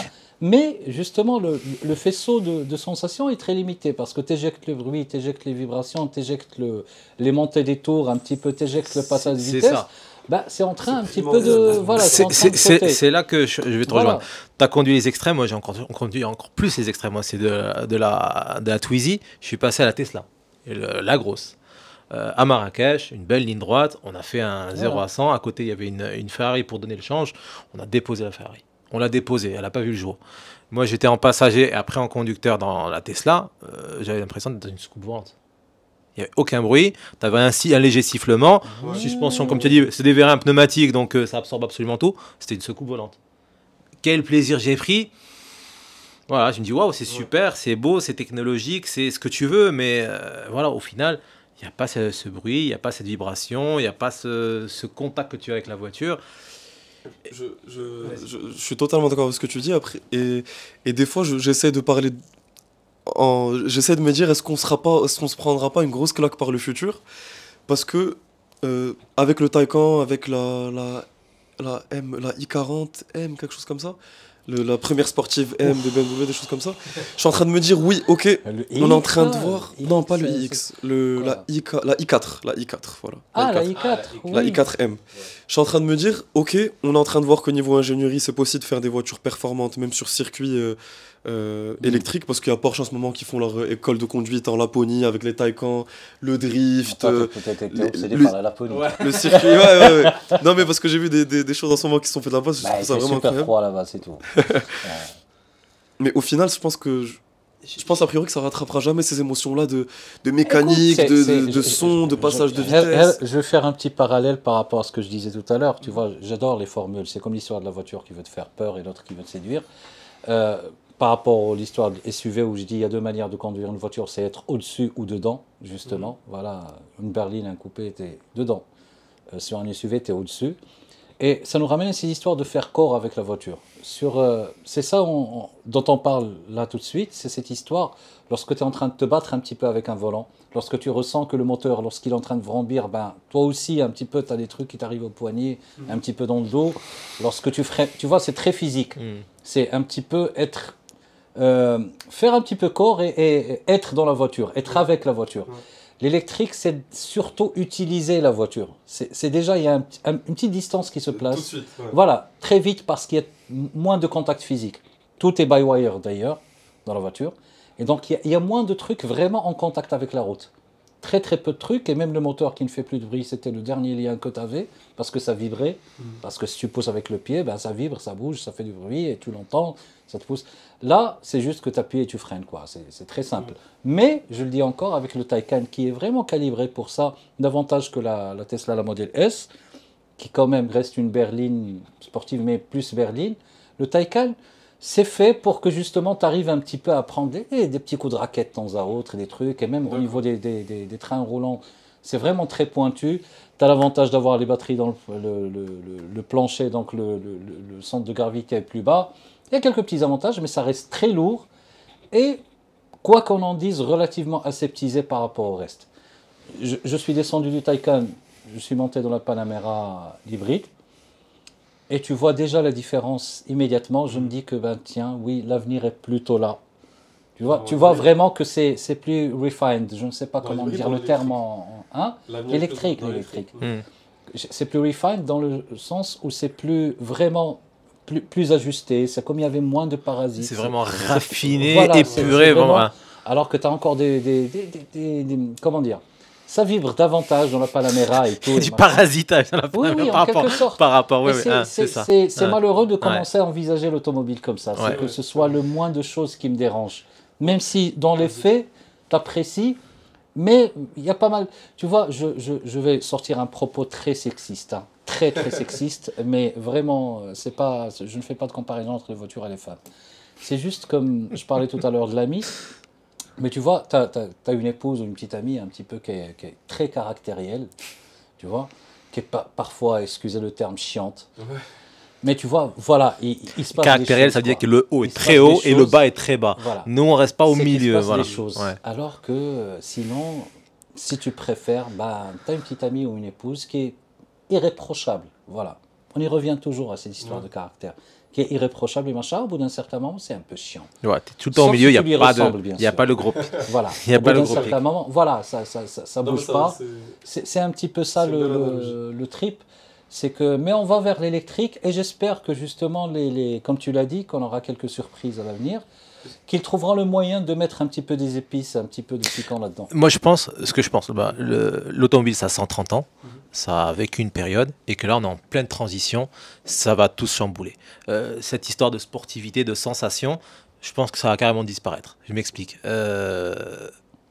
Il y a une nouvelle génération de personnes qui va venir, qui n'ont même pas besoin de permis dans les grandes villes, par exemple, qui sont là parce qu'ils roulent à 30 km/h à Paris avec des radars anti-bruit, radars anti-vitesse, radars machin. Ça va tellement se restreindre, l'étau va tellement se resserrer qu'on va arrêter ces conneries d'automobilistes. On va dire, ça y est, maintenant, vous n'êtes plus dans le siècle, dans le 20e siècle, vous êtes dans le 21e siècle. Une voiture, c'est fait pour se déplacer. 700 chevaux, ça ne sert à rien parce que nous, on roule à 30 km/h, à 60 et à 120 et basta cosy. Et tout va être vraiment en plus. On va retrouver des voitures dans les resserré. parcs d'attractions, quoi. C'est ça, Ouais. exact. Les musées, les parcs d'attractions. Je ne sais même pas si la course automobile, ce qui était vraiment impensable pour moi, que l'automobile et la course automobile s'arrêtent, puisse s'arrêter un jour. La Formule 1, ils se projettent d'ici 10 ans, mais d'ici 10 ans, la plupart des constructeurs qu'on connaît auront arrêté le thermique. C'est complètement débile de se projeter d'ici à 10 ans. Il y a des nouveaux constructeurs qui arrivent. Il y a Rivian, il y a Tesla, il y a Rimac qui rachète Bugatti. Et il y a des constructeurs Sony anciens. qui arrive, Voilà, Apple Sony, qui arrive, voilà, Sony. tout le Et monde les est- anciens qui sont là pour se réformer et s'adapter, tant mieux. Et puis les plus réfractaires, ils vont carrément disparaître. Ces performances, ces sensations, tout ça, c'est dans une période transitoire des personnes qui en connaissent l'ancien monde et le nouveau monde. Et pour les nouveaux, la voiture, ça se déplace d'un point A à un point B. On la possède même plus, ces trucs qu'on va louer comme un Netflix, un abonnement pour prendre n'importe quelle voiture dans la rue, monter avec sa carte et payer avec son téléphone sans contact et se déplacer. Et puis c'est tout. Ah, tu vas Posséder même pas sa te voiture. déplacer, tu vas faire du télétravail. Mais... Et en plus, tu vas faire du télétravail. C'est ce qui arrive dans les plus grandes villes, les plus avancées dans le monde. Voilà, Paris, New York, voilà. Personne n'a de permis, personne ne possède de voiture. On fait de la location longue durée. On personnalise du coup pas une voiture qui nous appartient pas. Donc voilà, c'est l'automobile telle qu'on l'a connue toi et moi va disparaître et ça va être un objet d'utilité courante comme un téléphone. Donc profitons-en. Voilà, Ouais, les profitons des dernières gouttes de pétrole qui arrivent. On va les brûler. Et une voiture plaisir qu'on sous-estime beaucoup et que vraiment j'apprécie, c'est le Jimny de Suzuki. J'ai oublié de te dire tout à l'heure. Ah, ça, c'est Voilà. un trip. Là, Voilà. on parlait un petit peu de kiff, ça. Les plaisirs Ceci, c'est un automobiles sont kiff. très variés. Oui. Voilà, c'est un kiff Bon. qui est à part. Voilà, le off-road, nous, on a un pays vraiment de off-road avec un paysage magnifique et des terres vraiment vierges où on peut s'aventurer avec un grand A, s'aventurer dans des, Non, dans mais des à la chemins. limite, c'est vraiment l'objet, quoi. Ouais. C'est vraiment l'objet, quoi. Hormis la conduite et tout, qui est très spécial, Voilà. mais l'objet lui-même, et encore une fois, la geste, c'est de faire un petit machin comme ça, qui est tout petit, hein, Ouais. c'est plus petit qu'une citadine, Mais oui. et qui peut vraiment faire du off-road C'est pour ça. de vrai. Ah, c'est ça. Donc pourquoi on fait ça? Tu vois, on y revient toujours. C'est pas le truc froid et rationnel d'un chef d'entreprise. Pourquoi faire ça? Bon, personne ne le fait aujourd'hui. Il y a encore les Russes, la Lada Niva, qui peut faire plus ou moins la même chose. Mais voilà, tu vois, c'est ce genre de fulgurance un petit peu qui existait. Une sorte d'idée un petit peu artisanale de l'automobile. Ou des choses qu'on fait juste par kiff, Ouais. parce que c'est cool. Ouais. Voilà, tu vois, ça c'est bien. ce qui va le plus manquer. Donc voilà, des nouvelles marques Voilà. qui arrivent, des marques qu'on connaît pas, CRS, je dis Rivian. Ouais, C'est des nouveaux qui arrivent, un ancien monde s'éteint et puis on va s'adapter. Ben, je pense que on a sur notre envie de discuter un peu du monde automobile et de vous présenter un peu, je pense qu'on a on fait un petit peu le tour de la bien question. fait le tour. Et comme d'hab, c'était toujours un plaisir d'écouter vos arguments et d'échanger avec vous. Vous avez fait plutôt une belle petite conclusion sur où va Ah le oui, voilà, monde voilà. de l'automobile aujourd'hui. La grosse conclusion, je pense qu'il faut en profiter le plus possible tant qu'on peut. Ouais. Parce que je pense qu'à un moment, légalement, on n'aura même plus le droit. C'est Bon, ça. L'étau est en train de se c'est ça. resserrer. On espère qu'il y aura que les passionnés auront au moins le droit légal de les posséder, de les sortir le dimanche. Oh, Quoi. waouh, Dégoûté. vous êtes quand même Non, non, mais c'est vrai. Mais d'un c'est vrai. pessimisme. On n'y aurait jamais pensé à Ah un là moment là. que l'automobile va s'arrêter. Et là, on y va tout droit. Ah là là, On quelle y va tout génération. droit. Ah, les jeunes. 2030, Non, c'est mais demain. On est en je sais 2022. pas, Dans on 8 ans, va- il n'y aura plus de voitures On thermiques. trouvera des petits moyens, je sais pas. Peut-être Non, qu'avec c'est sûr, l'électrique, c'est il y aura toujours un petit fou quelque part qui va trouver le moyen de fabriquer des petites voitures pas Non. trop chères avec lesquelles on peut. En kiffer. électrique. Même en électrique, on verra. Peut-être qu'il trouvera moyen Ah de. non, non, non. L'objectif, Tu sais, c'est dans. Tu c'est- sais, sérieusement, c'est Vas-y. juste à l'époque des chevaux, tout le monde trouvait que les voitures avec le truc qui faisait qui sont devenues des voitures après, c'était un peu pas aussi noble qu'un cheval, ni qu'une carriole ou la calèche et machin. Ouais, Ouais, mais- je fais dans la caricature, je sais. ouais, ouais. Mais Non, bon, le- restons un peu positifs, quoi. Peut-être l'objectif- que quelqu'un, tu vois, la technologie va très vite. On C'est trouvera vrai, un c'est gars vrai. qui va mettre Mais 3 petits moteurs électriques et arriver à faire un truc avec une voiture. L'objectif, c'est d'entendre quand même, de pouvoir avoir la chance d'entendre ronronner des V12 et des Ouais, Fiat tout 6, est dans le enregistré, futur. t'inquiète. Avec des trucs à retour de force sur les sièges, quoi. On va simuler tout. C'est ça. Bon, en tout cas, les gars, sur une note un peu plus sérieuse, comme prévu, j'en suis super content. On me l'a divagué sur plein de trucs. Et je sais que Alhamdoulilah. si on pouvait prendre une pause déj et qu'on n'avait rien qui nous attendait après, on pourrait aller sur 3 heures de plus encore après. Non, on va le faire, mais bon, c'est pas enregistré, c'est tout. En tout cas, vraiment du fond du cœur, je vous remercie d'avoir accepté Bah, cette merci à toi, invitation-là. merci à toi, J'espère c'est un qu'on super pourra en moment. faire d'autres. Et j'espère qu'ils sont arrivés jusqu'à ce moment-là du podcast. J'ai une grosse pensée aux autres membres de la bande Ouais. qu'on voulait inviter avec nous aujourd'hui. J'espère qu'on pourra en faire un avec eux une prochaine fois. Gros salut à eux. Comme d'hab, merci Petroless d'avoir écouté ce podcast. Hein. La petite routine d'habitude, laissez un petit like, un commentaire pour aider au développement de la chaîne et de l'aventure et pour vous proposer d'autres podcasts, je l'espère. Voilà, je pense qu'on a fait assez de remerciements. On Oui. vous dit à la Bah, prochaine. merci à toi, on t'a pas remercié, toi. Déjà pour l'invitation. Je vous dis à la prochaine et j'espère qu'on se reverra sur C'est une belle cool. petite aventure et qu'on pourra Inch'Allah, encore échanger effectivement. sur tout ça. Merci les gars. Merci à toi, Ciao, ciao. bonne soirée.